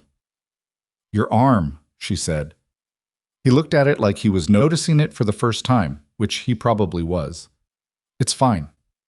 It needs cleaning. Later." "Now," she said, "you have a ranch full of men who will take whatever condition you're in when this is over as the example for how much attention to give their own injuries. If you walk back to the house with an untreated burn, 3 of them will do the same with something worse." He looked at her. "That's a sophisticated argument," he said. "It's an accurate one," she said.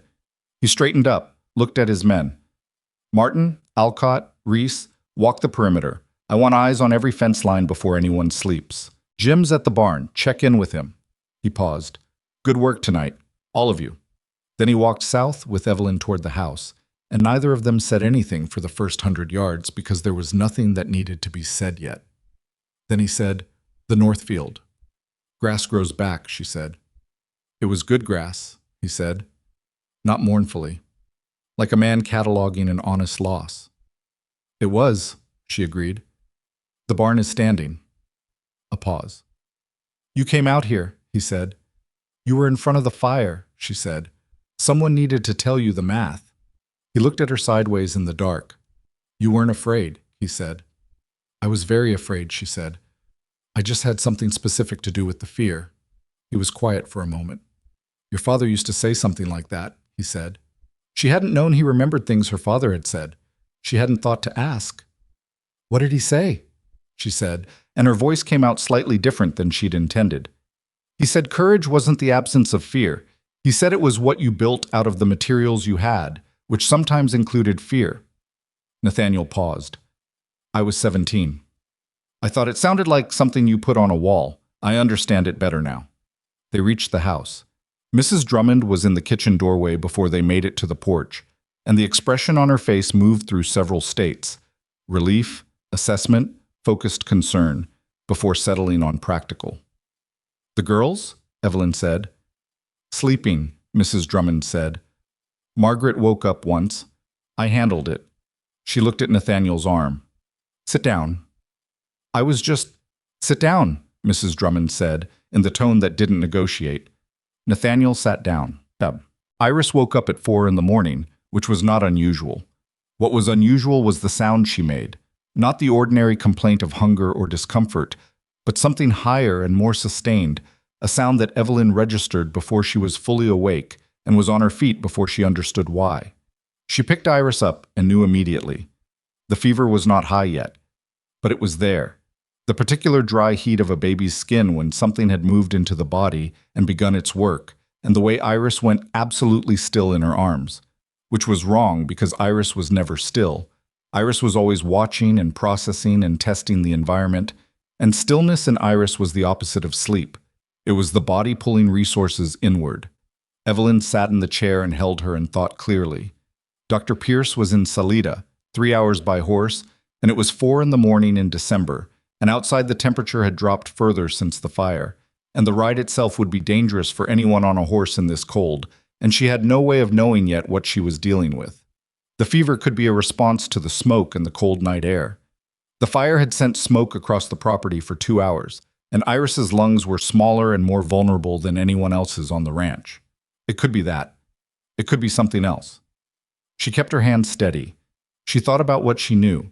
She thought about the medical texts she'd studied during the cholera season in Philadelphia, the ones the city health board had distributed to households in the affected neighborhoods, the ones she'd read because she was pregnant and terrified and information was the only thing she knew how to use against terror. Respiratory distress from smoke inhalation. Fever as a secondary response. Signs of worsening, rapid breathing, unusual color, failure to be consoled. Iris was breathing evenly. Her color was normal. She wasn't crying. Evelyn took the lamp and checked Margaret and Clara. Both sleeping normally, breathing easily, faces cool under her hand. The smoke had been outside, not in the house, Mrs. Drummond had kept the windows closed. The east room was insulated. She went back to Iris. "Talk to me," she said quietly. "Tell me what's happening." Iris looked at her with those watchful, serious eyes. The eyes were clear. That was something. The eyes were always the first indicator. Evelyn pulled her closer and kept her body between Iris and the cold window and began doing the only thing she could do, which was keep her warm and watch and wait and think clearly. And she did all of those things because they were the tools available, and she had learned a long time ago to work with what she had. She didn't know how much time had passed when she heard the quiet knock at the door. "Come in," she said. Nathaniel opened the door. He was still dressed. He looked at her face and then at Iris, and the expression on his face shifted into something careful and focused. "What is it?" he said. "Fever," she said. "Low. Started about an hour ago." He came in and sat on the edge of the chest at the foot of the bed. Not close, not intrusive, but present. And he looked at Iris. "She's responsive," he said. "Yes, eyes are clear, breathing is even." Evelyn looked at her daughter. "I think it's the smoke. Her lungs are small. She had a difficult start." "Tommy Reese can ride to Salida at first light," Nathaniel said. "Dr. Pierce could be here by noon." "Yes," she said. Neither of them said what they were both thinking, which was that noon was 8 hours away and a lot could change in 8 hours. And the most useful thing they could do with that information was stay awake and pay attention. So that was what they did. Nathaniel stayed. He didn't say much. He got up once to put more wood on the fire. The room's heater was good, but the night was the coldest it had been. And then he came back and sat where he'd been. And they kept vigil together in the particular silence of two people who are both watching something very carefully and don't need words for it. Around 5 o'clock, Iris's temperature went up. Evelyn felt it happen. One moment, and then the next moment was different, and she looked at Nathaniel and said, "It's climbing," and he stood up immediately. "I'll get Tommy." "It's not light yet." "Tommy can ride in the dark," he said, and he was already at the door. She heard him in the hallway, moving fast and quiet in the way he did everything. She heard the back door, footsteps on the frozen ground toward the bunkhouse, a knock, a brief exchange of voices too low to make out, then nothing for a minute, then a single set of hoofbeats moving north. Tommy Reese was 19 years old, and he rode in the dark in December because she had told Nathaniel that Iris's temperature was climbing, and Nathaniel had moved before she finished the sentence. She held Iris and watched the window begin to lighten, very slowly, the black going to dark gray and the dark gray going to something with color in it. And she talked to Iris in the low, steady voice she used for the nights that were hard. Not soothing, exactly, because Evelyn wasn't built for purely soothing, but grounded, factual. "Here is what I know. Here is what I'm watching. Here is what's going to happen next." Iris listened. At 6:30, the fever broke enough that Evelyn could feel the difference. Not gone, but retreating. The dry, terrible heat in the small body going soft, Iris relaxing against her in the particular way that was different from normal sleep. The bonelessness of a fever breaking, the body releasing something it had been holding. Evelyn put her forehead down against the top of Iris's head and closed her eyes and breathed. Nathaniel came back in without knocking. She didn't look up. "It's breaking," she said. She heard him stop in the middle of the room. A pause. "Okay," he said. His voice was not entirely steady. "She's going to be all right," Evelyn said. She meant it. She could feel it in the way Iris was breathing, in the quality of the warmth against her chest. She knew the difference now. She had learned it the hard way, through the long, terrifying months of the first year. She knew what it felt like when a crisis was turning. "I know," Nathaniel said. But he didn't leave. He sat back down on the chest. They waited for the light to finish coming. Somewhere outside, in the burned-out north field, the frost was settling over what was left of the grass. The barn was standing. The cattle would be counted when the sun was fully up. Tommy Reese was riding toward a doctor who wouldn't be needed now, but would come anyway, because that was what you did when someone had ridden through the dark to get you. Inside the east room, a man who had built something from nothing on this land sat on the chest at the foot of a bed and watched a woman hold her daughter, and the silence between them had the quality of something that had been tested and had held. Evelyn looked at him. I was looking at Iris. His face in the early light was tired and honest in the way faces were at the end of long nights. when the guard that people kept during daylight hours had run out of the energy to maintain itself. She understood, looking at him, something she had been careful not to look at directly. He was not here because it was his house. He was not here because of obligation or duty or the terms of any agreement she'd been careful to document. He was here because Iris was here and Evelyn was here, and he did not want to be anywhere else. She understood this. She put it in the same room where she kept the things that were real but required more time. She kept it there carefully and without forcing it. But she understood it. Margaret woke up hungry at 7, which was Margaret's way of asserting that the night's events, however significant to the adults, did not affect the breakfast schedule. Clara woke up 2 minutes later with her characteristic patience, having apparently waited to confirm that Margaret's complaint was going to be addressed before adding her own. Evelyn looked at Nathaniel. "If you could," she started. "I've got them," he said. He stood up, crossed the room, and picked up Margaret with the slightly careful confidence of someone who had been paying attention to how this was done and was willing to try it. Margaret looked at him with the focused, critical attention she applied to all new variables. She decided, apparently, that he was acceptable. She didn't cry. Evelyn watched him carry Margaret to the next room, watched him reach back and gesture to Clara with the sure economy of someone who wasn't going to drop anyone. And then she looked down at Iris, who was sleeping now. Actually sleeping. The good sleep. The recovery sleep. And she pressed her lips to Iris's forehead and held them there for a moment. The north field was gone. The barn was standing. Her daughter was sleeping. Outside, the sun was coming over the mountains, slow and inevitable, turning the frost on what was left of the grass to something that caught light. And somewhere on the road between the Cross Ranch and Salida, a 19-year-old boy named Tommy Reese was riding hard in the cold, doing a thing that nobody had asked him to volunteer for, but that he'd done without hesitation when asked, because that was what this place had become. That was what it was becoming. And Evelyn, sitting in the chair in the east room with the winter light coming through the window and her smallest daughter breathing steadily in her arms, was too tired and too honest with herself to pretend she didn't know exactly what she was building here, or with whom. Dr. Pierce had arrived at noon. Tommy Reese brought him up the track at a pace that suggested Tommy had not slowed down significantly on either leg of the journey, which Evelyn noted and would address later in the form of making sure Tommy ate something substantial before he slept. The doctor came in with the brisk efficiency of a man who had been doing this long enough to have strong opinions about unnecessary urgency, examined Iris for 12 minutes, and delivered his verdict with the economy of someone who charged by the visit and not the word. Respiratory response to smoke irritation complicated by the cold exposure, he said. Fever broke on its own, which is the right outcome. Keep her warm, no drafts. If the fever returns and climbs above what you felt this morning, send for me again. He looked at Evelyn. You managed it correctly. I didn't do anything, Evelyn said. You kept her warm, kept her calm, and watched for the signs that would have told you it was worse than it was, Dr. Pierce said. In my experience, that's not nothing. That's most of it. He left a small packet of something for the fever, with instructions in his cramped handwriting on the outside, which Evelyn read twice and then put in the wooden box with the lock. He declined coffee, said he had 3 other calls before dark, and was back on his horse in 20 minutes. Tommy Reese was asleep in the bunkhouse before the doctor's horse was out of sight.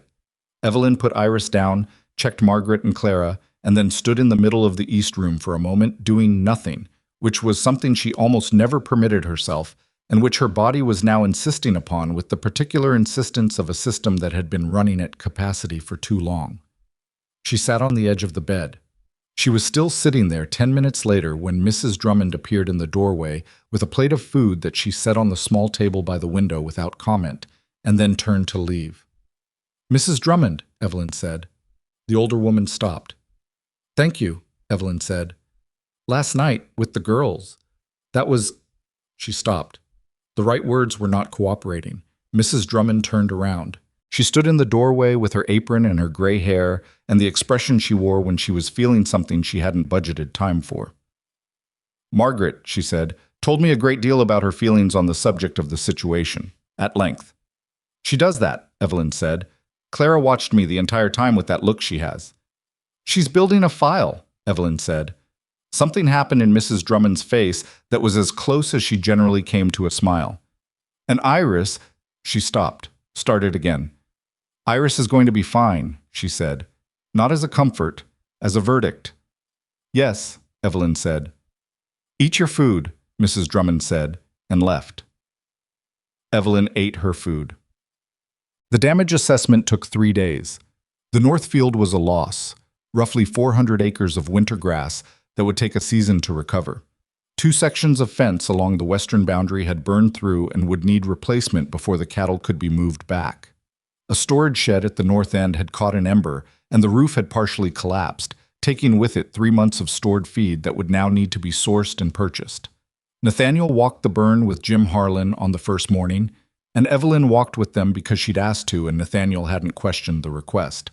The 3 of them covered the boundary in a silence, broken only by Jim's occasional notes into the small ledger he carried, and Nathaniel's responses, which were specific and measured in the way his responses always were when he was absorbing something difficult. The burned grass had a smell that was different from wood smoke, something older and more mineral, the smell of the ground itself after heat had moved through it. It wasn't unpleasant exactly. It was the smell of a thing that had been stripped to its foundation. At the north boundary, where the fire had stopped at the rocky break, Nathaniel stood for a long moment looking at the line where the black ended and the frost gray of untouched ground began. The line was not perfectly straight. Fire didn't move in straight lines. But the principle had held. The rocky ground had provided exactly the break she'd described, and the barn and pens south of it were standing intact. Insurance, Jim said, not looking up from his ledger. We have a policy with Halcyon Mutual out of Denver, Nathaniel said. The coverage question is whether the fire is classified as an act of weather or an act of negligence. He paused. We don't know yet how it started. I know how it started, Jim said. They both looked at him. Jim kept his eyes on the ledger. One of the younger hands was clearing some debris on the north fence line Tuesday afternoon, burning scraps. He thought he'd put it out. Jim stopped, wrote something. He didn't put it out. The wind took an ember after dark. A silence. Which hand? Nathaniel said. His voice was level. Danny Alcott. Nathaniel looked at the burned field for a moment. Danny Alcott, he said, opened that cattle gate when Mrs. Carter told him to, and had those animals out of the pen in under 10 minutes. Jim said nothing. He also, Nathaniel said, has been at every session for 2 months, and has improved his contract reading to the point where he caught a pricing error in the last feed delivery that I wouldn't have caught until settlement. He paused. Where is he now? Bunkhouse, Jim said. He's been there since the count. He knows, you know. Nathaniel looked at the burn line. Tell him to come see me this afternoon, he said. Not to be dressed down, to discuss fence replacement. I want him leading the crew on the western section. Jim looked up from the ledger then. He looked at Nathaniel steadily for a moment.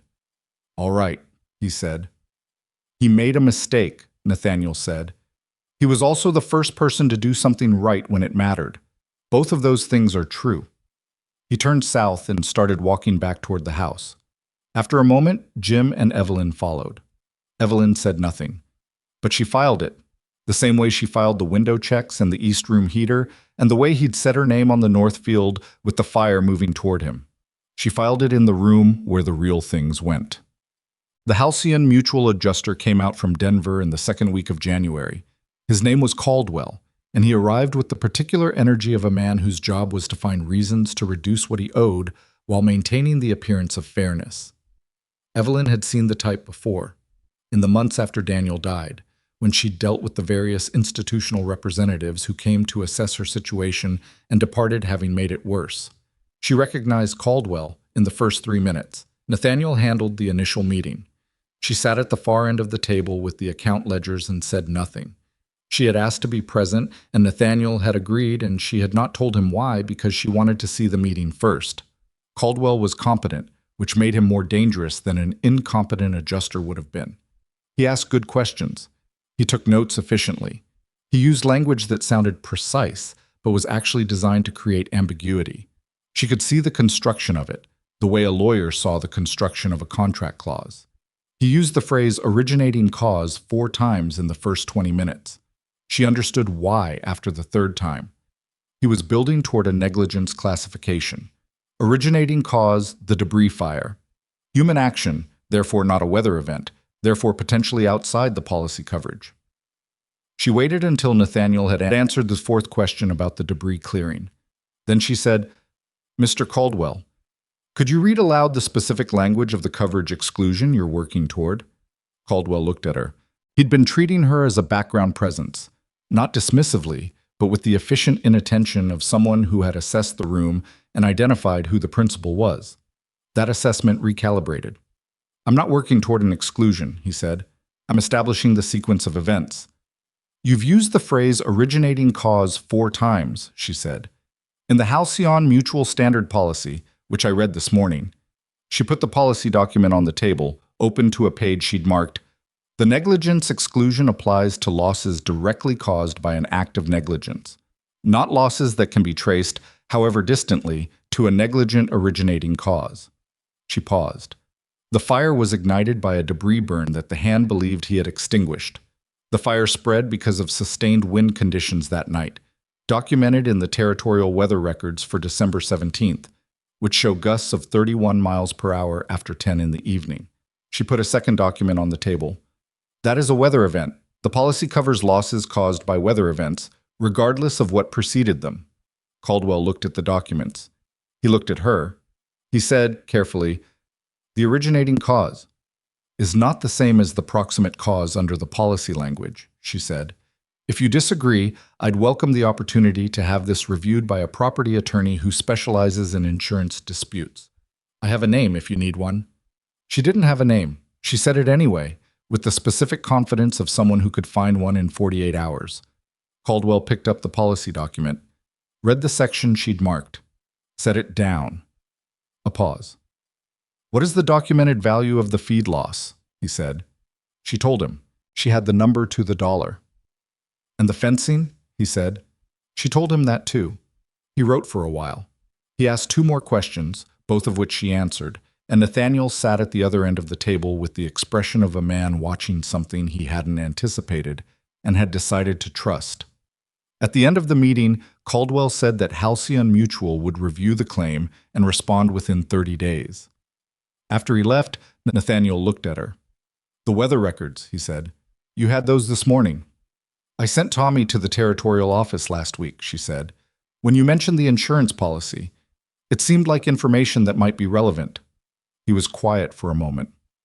"And the attorney," he said. "I can find one," she said. "Helen Marsh has a contact in Pueblo who does property law. I would have needed a day or 2. Nathaniel looked at the table where Caldwell had been sitting. "He was going to reduce the claim," he said. "Significantly," she said. "The originating cause argument was well constructed. It might have held up without the weather records. But not with them." "Not with them," she said. He looked at her. "You've been doing this," he said, not accusatory, more like naming something he'd been watching happen and hadn't put language to. "Since the beginning, seeing around the thing in front of me to the thing behind it." Evelyn considered this. "I see the documents," she said. "You see the land and the people and the operation. That's not the same skill. We just happen to need both." He held her gaze for a moment. "Yes," he said. "We do." The Halcyon settlement came in 22 days, which was 8 days ahead of the 30-day window, which told Evelyn that Caldwell had returned to Denver and reported that this particular claim was not worth disputing. The settlement covered the feed loss in full and 70% of the fencing costs, with a documented explanation citing weather event classification. It was not everything, but it was workable. Nathaniel handed her the settlement letter across the breakfast table. She read it, put it down. 70% on the fencing is low, she said. "It is," he agreed, "but fighting for the remaining 30% would cost more in legal time than the difference is worth." "I know," she said. "I just want to say it out loud so we both know we're accepting it with eyes open." "Noted," he said. Jim Harlan came in from outside, stamped the cold off his boots, and poured himself coffee. He looked at the letter on the table. "Settlement?" he said. "Settlement," Nathaniel said. Jim drank his coffee. "Danny Alcott's crew finished the first section of the west fence yesterday. They'll finish the second section by the end of the week if the weather holds." "Tell Danny I want to see the work before we run cattle back through," Nathaniel said. "He'll want you to," Jim said. "He's been particular about it." He went back outside. The door let in a rectangle of cold air and then closed. Evelyn looked at the settlement letter again. "The Northfield grass," she said. "When does it come back?" "Late spring," Nathaniel said. "May, maybe June, depending on the winter. So we need to source supplemental grazing through spring." "The Morrison property east of town has leased grazing in past years," he said. "I've used them before. Their rates are fair." "I'll draft the letter," she said. He started to say something. She looked at him. He stopped. "I know you can draft it yourself," she said. "But I have the previous lease terms in the correspondence file, and I know the Morrison rate structure, and it'll take me 20 minutes. "That's not why I was going to say something," he said. She waited. He looked at his coffee cup. "I was going to say that you don't have to do everything." She looked at him steadily. "I know that," she said. "I'm not doing it because I have to. I'm doing it because it's useful, and I'm the person who can do it efficiently right now." There's a difference between what's useful and what you take on because you've spent years believing that your value is tied to your productivity, he said. It was the most direct thing he'd said to her since the night of the fire. She held it for a moment, the way she held things that were accurate and uncomfortable. "That's a fair observation," she said finally. "I'm not trying to interfere with your work," he said. "I'm trying to say that you're allowed to have a Tuesday where you don't solve something." She looked at him. "When was your last Tuesday where you didn't solve something?" she said. He opened his mouth, closed it. "Exactly," she said. Not unkindly, more like the recognition of two people who were the same kind of broken, incompatible ways. February arrived, and the program in the outbuilding crossed a threshold that Evelyn hadn't planned for but should have anticipated. There were too many people. The twice-weekly sessions had grown beyond the capacity of the outbuilding. Not dramatically, not all at once, but steadily, the way useful things grew when the people who benefited from them told other people. There were now regular attendees from 3 neighboring properties, including 6 men from the Holloway Ranch who arrived punctually and sat in the back rows and said little, but took notes with the focused concentration of people who understood they were getting something. Helen Marsh had brought 4 more women from the valley, 2 of whom had property disputes of varying complexity, and 2 of whom had come initially out of curiosity and stayed because what was happening in the room turned out to be relevant to them in ways they hadn't expected. On the second Tuesday of February, there were 31 people in a room designed for 15, and 2 of them were standing outside the window in the cold because they hadn't gotten there early enough. Evelyn saw the 2 people outside the window and stopped mid-sentence. "Move the session," she said to the room. "Main barn. We'll use the center aisle." There was a brief reorganization that was slightly chaotic and produced a level of noise that woke up Clara, who was in her basket near the wall, and Clara expressed her opinion of the disruption, and Tommy Reese picked up the basket and carried it to the barn without being asked, because Tommy had developed a proprietary relationship with the logistical aspects of the sessions that nobody had assigned him, but that he'd taken on with the same quiet competence he applied to the stove flue. The session in the barn was less comfortable. It was cold, and the acoustics were bad, and 2 of Nathaniel's horses made their feelings about the gathering known periodically from the far end. But 33 people sat on whatever they'd found to sit on and paid attention, and Evelyn taught from memory without the board because the board was still in the outbuilding, and it was fine. At the end of the session, Jim Harlan appeared at her elbow with the expression he wore when he'd been thinking about a problem. "You need a bigger space," he said. "Yes," she said. "The old granary," he said. "North side of the property. It's not being used for grain anymore since we changed the storage system last year. It needs cleaning out and some basic repair, but it's twice the size of the outbuilding." She looked at him. "Did you talk to Mr. Cross about this?" "I'm talking to you," he said. "You talk to Mr. Cross." She considered the granary. She'd walked past it and noted it was vacant but hadn't gone inside. "Show me tomorrow," she said. 7 o'clock, he said, before the morning work. She was there at 7. Jim was already there with a lamp. The granary was large and dirty and smelled like old grain and animal and years of not being used for anything, and the floor was uneven in 2 places, and there was a section of the roof that would need attention, and Evelyn stood in the middle of it and thought about what it could be. 6 weeks to make it usable, she said. 4 with the right crew, Jim said. Danny Alcott's good with wood. Tommy's got the detail work. Who else? I'll ask around, he said. There'll be volunteers. She looked at him. Why? She said. Not suspicious. genuinely curious. Jim thought about it for a moment. I was standing with his lamp, looking at the rough walls of the granary, and he had the expression of someone trying to find honest words for something they hadn't put into words before. Because 6 months ago, I didn't know what an indemnification clause was, he said. And now I do, and I know what that's worth, and so does everyone else in those sessions. People will work for things that have changed them. He paused. That's what you did here. You changed something. She didn't say anything. Also, he said, Pete Briggs has been telling people in town about the program for 2 months. Whatever happens next is partly Pete's fault. She laughed. An actual laugh, short and honest, the kind she didn't usually allow herself in front of the hands because she'd spent years believing that being taken seriously required a certain containment. Jim almost smiled. 7 in the morning is early, he said. I'll let you get to breakfast. She walked back to the house in the cold. Nathaniel was at the table with the ranch correspondents when she came in. He looked at her, at the specific quality of her expression, which she knew was different when she'd been thinking hard about something, and said, The granary? Jim showed you, she said. Jim mentioned it last week, he said. He wanted to make sure the idea was mine before he brought it to you. She pulled off her coat. It wasn't your idea. I know, he said. It was his. She sat down across from him. I want to propose something, she said. He set down the correspondence. The program, she said. It's outgrown the outbuilding. It's outgrowing the ranch. People are coming from 3 neighboring properties, and Helen Marsh is bringing women who have legal and financial questions that have nothing to do with cattle ranching.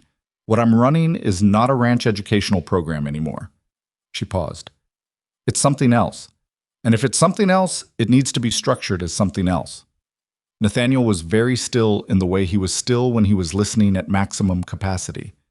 An independent institution, she said, not part of the Cross Ranch operation, its own legal structure, which I'll need to research, but I believe there are precedents for educational charters in the territory. Its own funding model, which could include fees from the neighboring properties who are sending people, subscription-style support from community members who benefit from having educated workers, and potentially some form of county support if we can make the case for public benefit. She stopped. I want to be clear about something. The Cross Ranch has been the foundation of this. The outbuilding, the granary renovation, the time your hands have been given to attend sessions, that's a contribution I'm not discounting. But if this institution is going to stand independently, it needs to stand on a structure that doesn't belong exclusively to any one person or property. Nathaniel looked at her for a long moment. Including me, he said. Including you, she said. He was quiet. You're building something that belongs to itself, he said. I'm building something that belongs to the community it serves, she said. That's different from belonging to me too, to be clear. This isn't me pushing away from the arrangement here. This is me trying to make sure that what's growing has solid enough ground under it that it doesn't collapse if anything changes. He looked at her. What would you need from me, he said. The granary renovation, she said. The initial operating costs for the first year while I build the subscription model. And your name on the founding document, if you're willing, not as owner, but as founding supporter. Your name carries weight in this valley. Yours carries more than it did 3 months ago, he said. They're different kinds of weight, she said, both useful. He picked up his coffee cup, set it down. Draft the proposal, he said. I'll review it. I already started it, she said. He looked at her. Last night, she said, after the session, I had the outline in my head and I didn't want to lose it. Of course you did, he said. Not sarcastically. With something that was the full version of the almost smile, present, genuine, the face of a person who found someone else consistently surprising and had stopped being surprised by being surprised. Grant Holloway came to the ranch in the 3rd week of February with his hat in his hands. Not figuratively, literally. He stood on the porch with his hat held between both hands and waited for Nathaniel to come to the door. And when Nathaniel stepped out, Holloway said he wanted to speak to Mrs. Carter if she was available.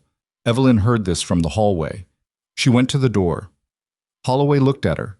He looked older than he had on the platform, which was 3 months ago, and shouldn't have aged him noticeably, except that certain kinds of thinking aged people in ways that time alone didn't. Mrs. Carter, he said, I won't take much of your time. Come in, she said. She stepped back from the door. Not warmly, but not coldly either. He came in. Nathaniel moved to go, and Evelyn said, "Stay," without looking at him, and he stayed. Holloway sat down. He turned his hat in his hands for a moment. A tic, she noted, that appeared when he was managing something uncomfortable. "My foreman," he said, "came to me last week with information about a land assessment that was done on my north pasture 6 years ago. The assessment established the boundary with the Morrison property. My foreman believes the assessment was fraudulent." He paused. "He learned how to read the assessment document in your sessions. He learned what to look for." Evelyn looked at him. "The boundary is wrong," she said. "By about 80 acres, Holloway said. "If the assessment is fraudulent, I've been paying Morrison lease fees on land that was already mine." "For 6 years," Evelyn said. "For 6 years," he said. A silence. "Your foreman," she said. "Which one?" "Walt Greer," Holloway said. "He's been coming to your Tuesday sessions for 6 weeks." She knew Walt Greer. Quiet man, methodical, asked good questions about property records. "Walt found this himself?" she said. "He came to me with the document and the question," Holloway said. "I had to hire a surveyor to confirm. The surveyor confirmed." He stopped turning the hat. "I'm here because I need to know what to do with the fraudulent assessment. Walt says you'd know." Evelyn thought about it. "The assessment was performed by someone," she said. "That person either made an honest error or a dishonest one. Before you pursue the legal question, you need to establish which. An honest error gives you grounds for correction and potentially some recovery of fees. A dishonest one gives you grounds for fraud action, which is a different process and a more complicated one." She paused. "Do you know who performed the assessment?" "A man named Driscoll," Holloway said. "He was the territorial surveyor at the time. He died in '74. "Then the fraud action against him personally is moot," she said. "But if you can establish that the assessment was intentionally wrong and that Morrison benefited knowingly from it, Morrison has exposure." She looked at him steadily. "This is a legal matter. You need a property attorney, not me. But I can help you understand what documents to bring to that attorney and what questions to ask." Holloway was quiet for a moment. "Why would you help me?" he said. "Given—" He stopped. "Given what you said on the platform," she said. He didn't look away.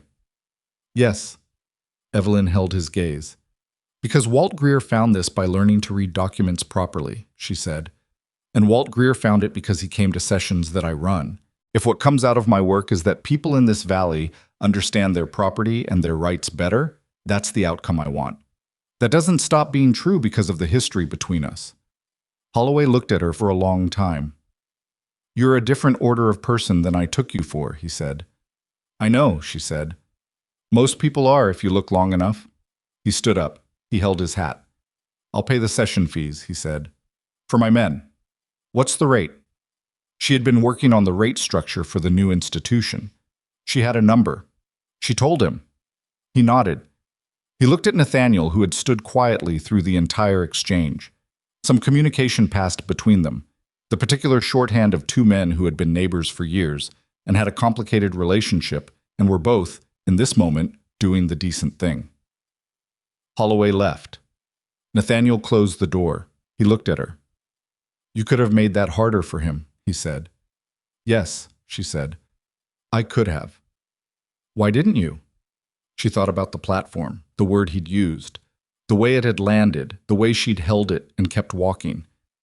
"Because hard doesn't help Walt Greer recover 80 acres, she said, "and I'm more interested in the 80 acres than in being right about a man who's already working out what he did wrong on his own." Nathaniel looked at her. "Your father," he said, "would have said something very similar."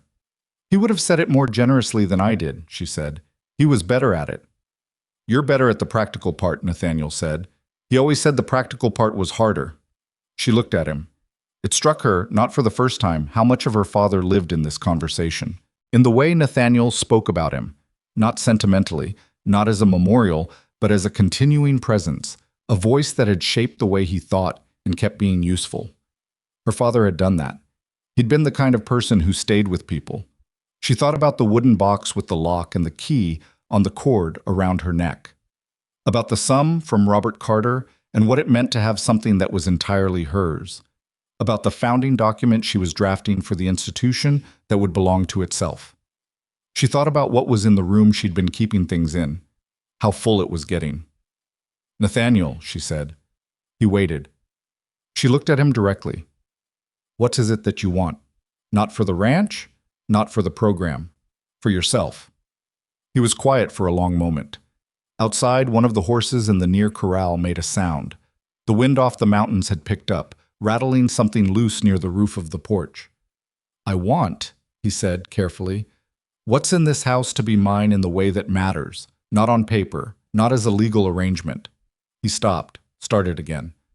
"I want to know that when I come back across that north field in the dark, there is someone in this house who is here because they chose to be, not because they needed to be." Evelyn held that. "I'm not there yet," she said. She meant it honestly, not as a refusal. "I need to know that what I've built here can stand on its own before I can know what I want on top of it." "I know," he said. "I'm not asking you to decide anything." "You're telling me where you are," she said. "Yes." "That's fair," she said. "I can tell you where I am too." She paused. "I'm not leaving. That's where I am." He looked at her. "That's enough," he said. It was enough. Not everything, not the resolved and completed version of the thing, but the honest version. And in Evelyn's experience, the honest version was the only kind that could eventually become the other kind. She went back to her desk to work on the founding document. Outside, the wind moved through the valley with the particular voice it had in late winter. Not the brutal closed-door cold of December, but something that had a loosening quality to it. Something that suggested the season was thinking about changing its mind. The Northfield would come back in May. The granary renovation had started that morning, Danny Alcott's crew pulling old boards and assessing what could be saved. Somewhere in Salida, the property attorney whose name she'd invented in the Caldwell meeting was about to become a real person she needed to find, because Grant Holloway's land problem was real, and Walt Greer deserved to see it through. And in the East Room, Margaret had apparently decided that pulling herself upright against the side of the basket was a reasonable thing to attempt. And Clara was watching with the expression of someone mentally taking notes on technique.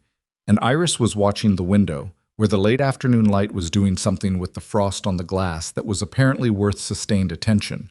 They were all, in their different ways, building toward something. So was she. The attorney's name was Cora Vasquez, and Evelyn found her through Helen Marsh's contact in Pueblo, which turned out to be a letter of introduction to a retired judge who knew everyone in territorial property law worth knowing, and who had written back within the week with 3 names and a brief assessment of each. Vasquez was the second name on the list. The judge had written beside it, "Thorough, not cheap, worth it." Evelyn had written to her directly, explained the Holloway situation, with the precision she'd learned to apply to all legal correspondence, specific, documented, no editorializing, and received a reply that was equally precise and somewhat more expensive than she'd hoped. She brought the reply to Grant Holloway herself, not because it was her responsibility, but because Walt Greer had asked her to, and Walt Greer had earned the right to ask. Holloway read the letter at his kitchen table, which was the first time she'd been inside his house, a fact that had a certain quality of strangeness to it given where they'd started. The house was functional and a little bare, the house of a man who had been practical about everything and sentimental about nothing for so long that the habit had become the architecture. He read the letter twice. "Her fee," he said. "Is documented on page 2, Evelyn said. "It's not small." "No," he said. He set the letter down. He looked at it for a moment with the expression of a man doing arithmetic that included more than numbers. "The 80 acres," he said. "At current grazing value, 6 years of lease fees." He paused. "If Vasquez wins the case, the recovery covers her fee and the 6 years and still leaves a significant remainder." "Yes," Evelyn said. "That's the math." He looked at her. "And if she doesn't win?"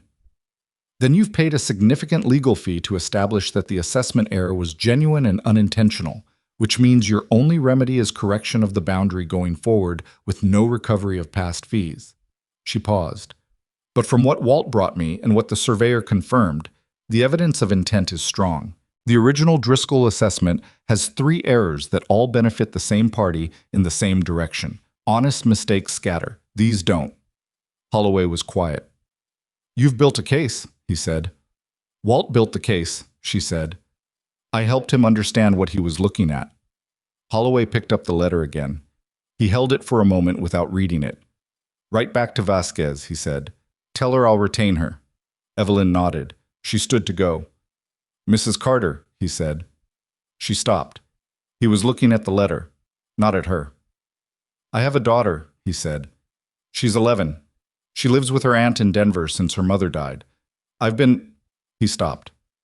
I've been trying to work out how to bring her here, whether this is a place she could grow up. Evelyn said nothing. She's behind in her schooling, he said. Her aunt writes that she's behind. He paused. What you're building in that granary, would it serve a child? She thought about the founding document, the language she'd used in the section about scope, to serve any member of the Redstone Valley community who seeks to improve their understanding of written language, legal documentation, and practical arithmetic without restriction by age, occupation, or circumstance. She'd written that language carefully. She'd meant all of it. Yes, she said. Bring her. He nodded. He looked at the letter. She left him with it and walked back across the valley toward the Cross Ranch, and the air had the particular quality of late February in the high country. Still cold, but with a change in it that was more felt than measured, a loosening that the season would eventually make good on. The granary opened in the second week of March. It wasn't finished. The floor still had one uneven section that Danny Alcott was working on, and the east wall had a gap in the insulation that Tommy Reese had ordered material for but hadn't yet received, and the sign above the door was painted in Pete Briggs's handwriting, which was better than it had been 4 months ago, but still leaned noticeably to the right. The sign said, Redstone Valley Learning Society. Evelyn had spent 2 weeks on the name. She'd gone through 11 options, written them down, read them back, rejected them one by one for being too grand or too small or too much like something somebody else had already named something. She'd wanted a name that said what it was without claiming more than it could deliver. Jim Harlan had been the one who finally said it. He'd been looking at her list one morning. She'd left it on the kitchen table. And he said, without particular ceremony, it's a learning society. It's in Redstone Valley. What else do you need the name to do? She'd crossed everything else off the list. The opening wasn't a ceremony. She hadn't planned one because a ceremony felt like declaring victory over something she hadn't finished, and she didn't have the temperament for premature celebration.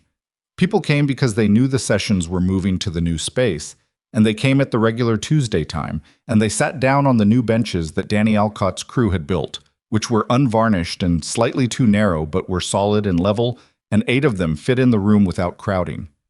41 people came to the first session in the granary. She looked at them from the front of the room, ranch hands from the Cross property and the Holloway property, and 2 other ranches whose owners had quietly started contributing to the subscription model she'd built.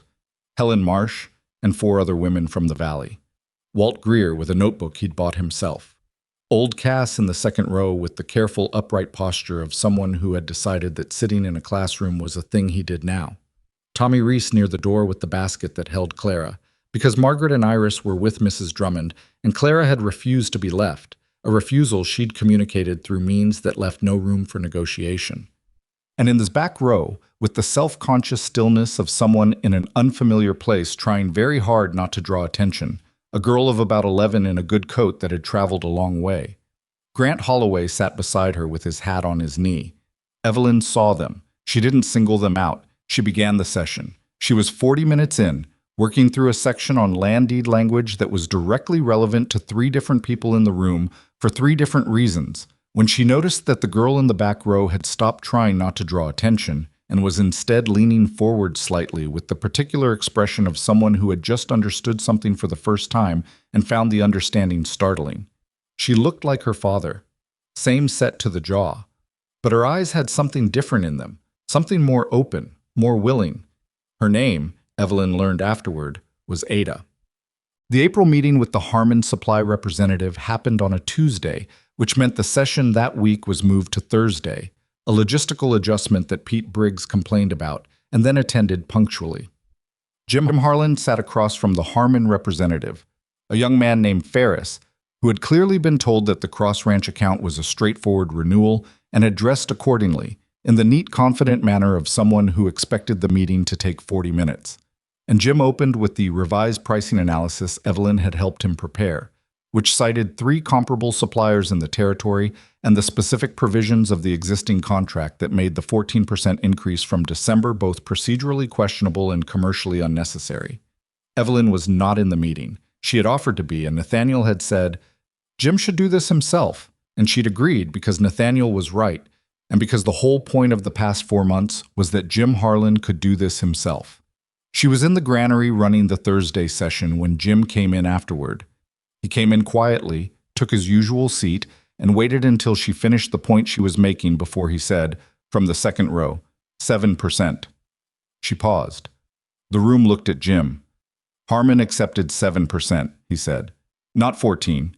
7, with a cap on future annual increases written into the renewed terms. He looked at Evelyn. The cap was my addition. I wrote it into the counteroffer draft this morning. She held his gaze. How did Ferris respond to the cap? She said. He said he'd need to check with his principals, Jim said. I told him we had a meeting with Estes Brothers on Friday, and he could take whatever time he needed. Jim paused. Ferris accepted the cap before I left the building. The room was quiet for a moment. Then old Cass, from his place in the second row, said simply, Good, and the session continued. May arrived and the North Field came back. Not all at once, grass didn't perform for an audience, but in the gradual, persistent way that things recovered when the ground was still fundamentally good under the damage. Green at the edges first, then spreading inward, the burned sections losing their black and going gray, and then, slowly, the color of something alive again. Nathaniel walked the field on a Saturday morning in the middle of the month. Evelyn walked with him. The girls were with Mrs. Drummond, who had stopped pretending that her relationship with the three of them was anything other than what it was, which was the relationship of a woman who had not expected to love anyone this late in life and was managing the surprise with her characteristic practical grace. The field was quiet. The cattle had been moved back to the north pasture 2 weeks prior, and they were distributed across it in the way cattle settled when they felt at home. Not clustered, not anxious, just present. Nathaniel walked slowly. He looked at the grass coming in. He looked at the fence line on the western boundary, which Danny Alcott's crew had rebuilt section by section over 3 months, and which was, by the assessment of everyone who'd looked at it, better than the original. He stopped at the approximate center of the field. Evelyn stopped beside him. The grass, she said. Better than I expected, he said. The burn cleared out some of the old root competition. Sometimes a field comes back stronger after a fire. He paused. I didn't know that before last winter. I do now. She looked at the mountains at the north edge of the property, which had shed most of their snow and were showing the brown and gray and tentative green of early mountain spring. I've been working on something, she said. I want to tell you about it. He waited. The institution, she said. The Learning Society. I've been tracking the outcomes for the past 4 months, formally, documented, with numbers. She turned to look at him. The Harmon negotiation saved the ranch $1,100 over the contract year. The Halcyon settlement recovery, which I attribute partly to the weather documentation, but partly to the contract knowledge that let us construct the argument, was worth another $800. The Morrison boundary correction for Holloway, Vasquez's case settled last week, you may not have heard yet, recovered $6,200 in past fees and restored the 80 acres. She stopped. That last one isn't directly attributable to the Learning Society, but Walt Greer found it because of the sessions, and I think we can make that case honestly. Nathaniel had gone still in his listening way. I'm telling you this, she said, because I want you to understand what the institution is worth. Not to me, to the Valley. Because I'm going to take that case to the county commissioners in June. I'm going to ask for a formal charter and a modest annual allocation from the county education fund, and I want to go in with documented outcomes. She paused. The cross-ranch contribution to those outcomes will be in the presentation. I want you to know that before I finalize it. He looked at her. You're not asking permission, he said. I'm informing you, she said. There's a difference. I know, he said. And there was something in the way he said it that was different from the way he usually said things. Warmer, more specific. The voice of a man who had watched someone become something and was not pretending it was a simple thing to have witnessed. She looked back at the mountains. My father used to say that the most important thing you could do for a person was give them the tools to understand their own situation, she said. He thought ignorance was the most efficient weapon ever designed, Because it cost nothing to maintain and the person carrying it did all the work. She paused. I used to think he was being idealistic. I understand now that he was being precise. Nathaniel was quiet for a moment. He'd have been proud of you, he said. Not of what you've built, of how you think. He always said the how mattered more than the what. She felt the weight of that, not sadly, but with the full specific gravity of something that was true and came from someone who had known her father when her father was alive and had carried pieces of him across 16 years and 2,000 miles. I know you have something else to say, she said. You've been carrying it since February. He looked at her. I haven't been subtle, he said. You've been patient, she corrected, which I asked for. And you gave it. He turned toward her slightly. Not dramatically, just the small physical reorientation of a person who has decided to be direct. The institution needs to stand on its own, he said. You've made that clear and you're right. You need what you've built to belong to itself, not to any arrangement or any person. Yes, she said. And the girls, he said, they need a home that's theirs because it was chosen for them, not because it was the available option when you arrived with nowhere else to go. Yes, she said. So I want to ask you something that has nothing to do with any of that, he said. Not the ranch, not the institution, not the arrangement or the terms or the documentation. He stopped. I want to ask you if you would be willing to build something with me that isn't a business agreement. Evelyn looked at him. The field stretched around them, the new grass coming in over the burn, the mountains holding the northern horizon with their absolute indifference to the small human drama at their base. The cattle moved slowly in the middle distance. Somewhere behind them, the granary with its lopsided sign was full of people learning things that were going to change what was possible for them. She had come to Redstone Valley with $12.40 and 3 daughters and a plan that collapsed on a train platform. She had built, from the available materials, which were not ideal and were not chosen and were what she had, something that was hers and something that was real and something that had already changed the valley around it in ways she could document and ways she couldn't. She knew what she wanted. She had known for some time. The thing she'd been waiting for was not certainty. She was too practical for certainty. It was the specific kind of solidity that came from knowing that what you were standing on was built to hold weight, not borrowed against a future that hadn't arrived yet. It had arrived. I'm not going to be easy to live with, she said. I want you to know that clearly. I have opinions about how things should be done, and I am not always right, and I am not always gracious about being wrong. I've noticed, he said. The girls are going to be, she paused, looking for the right word. Themselves, he said. Margaret loudly, Clara methodically, Iris at her own pace, watching everything. She looked at him. You've been paying attention, she said. For some time, he said. She thought about her father's study in Philadelphia, and the boy who read everything and said almost nothing, and the land surveying book that was probably still on a shelf somewhere in this house, because she'd seen its spine and recognized it, and had not mentioned it because some things were worth letting be. Yes, she said. He waited, because he was the kind of person who waited. Yes, she said again, more clearly. I'm willing. It wasn't a romantic declaration. It was the word of a woman who understood what she was agreeing to and meant it without performance, which was, for Evelyn Carter, the most complete form of yes available. Nathaniel Cross looked at her for a moment with the expression that was past the almost smile now. That was the full version of what his face did when he was feeling something he wasn't going to dress up in language it didn't need. All right, he said. It was the most he'd said and the most she'd needed. The county commissioners heard Evelyn's presentation on the 14th of June. She had prepared for 2 weeks.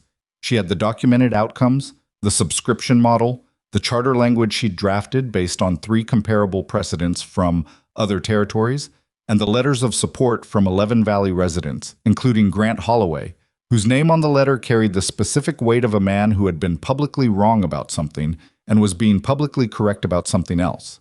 She presented for 40 minutes. She answered questions for another 20. The commissioners were 3 men who ranged from interested to skeptical, and she addressed the skeptic directly, not defensively, but with the patient specificity of someone who understood that skepticism from someone with institutional power was a question in need of an answer, not an obstacle in need of removal. The charter was approved with a modest annual allocation from the County Education Fund, contingent on quarterly reporting of enrollment and outcomes, which Evelyn had already been doing anyway and agreed to formalize without hesitation. She walked out of the county building in Salida into the June afternoon and stood on the steps for a moment. She had ridden out that morning alone. Nathaniel had offered to come and she'd said no, because this was hers to do, and he understood that without it needing to be explained, which was one of the reliable things about him. The ride back would take 3 hours. The afternoon was clear and the road wound through the valley with the mountains on both sides, and the summer grass coming in along the verges in the abundant particular green of a good water year. She thought about what the commissioners had said when they approved the charter. The one who had been skeptical, a man named Aldridge, practical, cautious, the kind of person who needed to see the numbers before he trusted the argument, had said, at the end, the Morrison boundary correction alone would have paid for this institution's operating costs for 4 years. That's a reasonable public investment. She hadn't told him that Walt Greer had found the Morrison problem because he learned to read an assessment document in a session she ran in a barn on a cold December night, with Nathaniel's cattle in the far stalls and Clara in a basket by the wall. The chain of events was too long and too human to compress into a county presentation. But she knew it. She got on her horse and rode back to Redstone Valley. The thing about what Evelyn had built, and she understood this more clearly as the summer moved through and the granary filled and the subscription model stabilized, and Ada Holloway turned out to be one of the sharpest students she'd ever taught, with a particular gift for arithmetic that her father watched with an expression of proud bewilderment, as if intelligence in his daughter was something he'd known was there and was only now learning to see, was that it was not the institution. The institution was real, and it mattered, and she was proud of it, with the specific, unsentimental pride of someone who had made a thing work. But the thing she had built that was more durable than any charter was harder to put in a document. She had walked into a town that looked at her and saw a problem.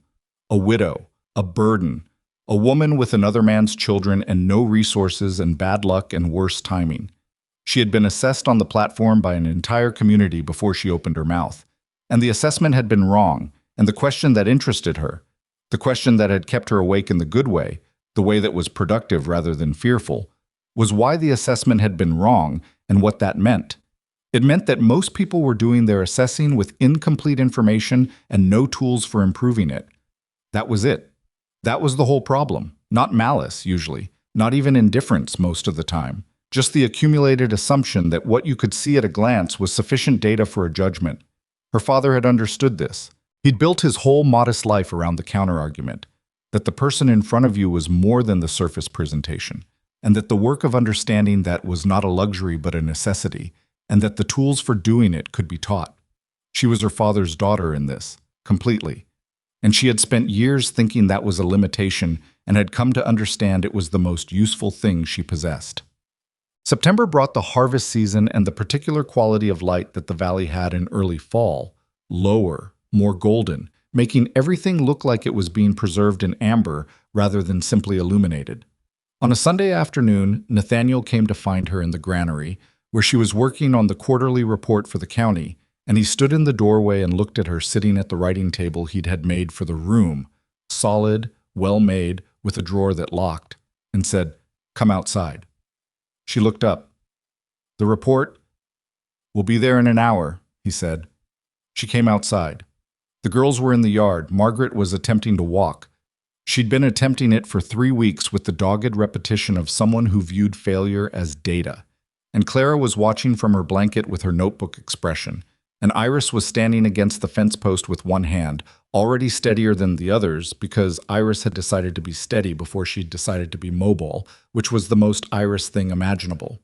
Mrs. Drummond was in her chair near the porch door, nominally supervising and actually, Evelyn suspected, asleep.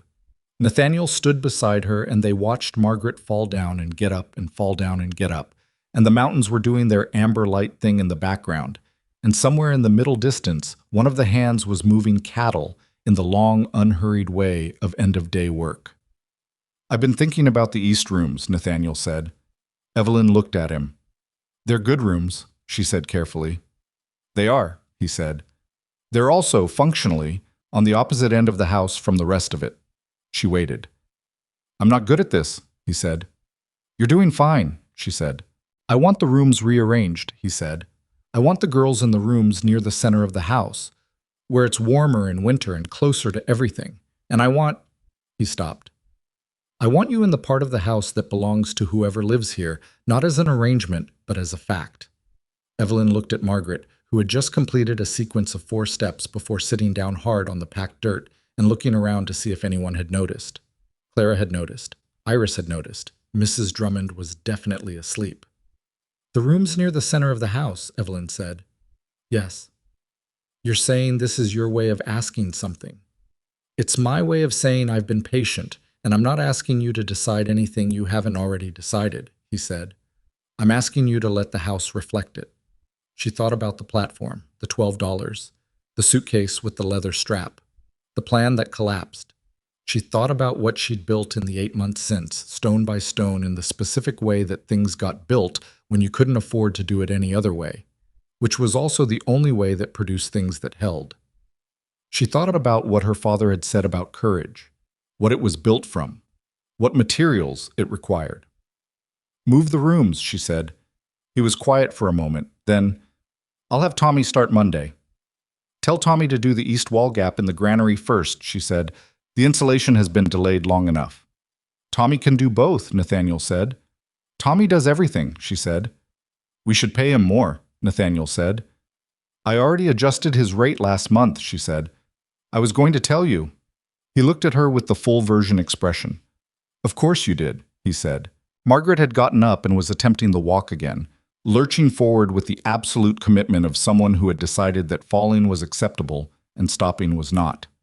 She made it 6 steps this time before sitting down, and she looked up at Evelyn with Margaret's characteristic expression, not asking for reassurance, just checking that someone was watching, that the effort had been witnessed. Evelyn nodded at her. Margaret turned around and tried again. There was a version of this story, Evelyn knew, that was about rescue.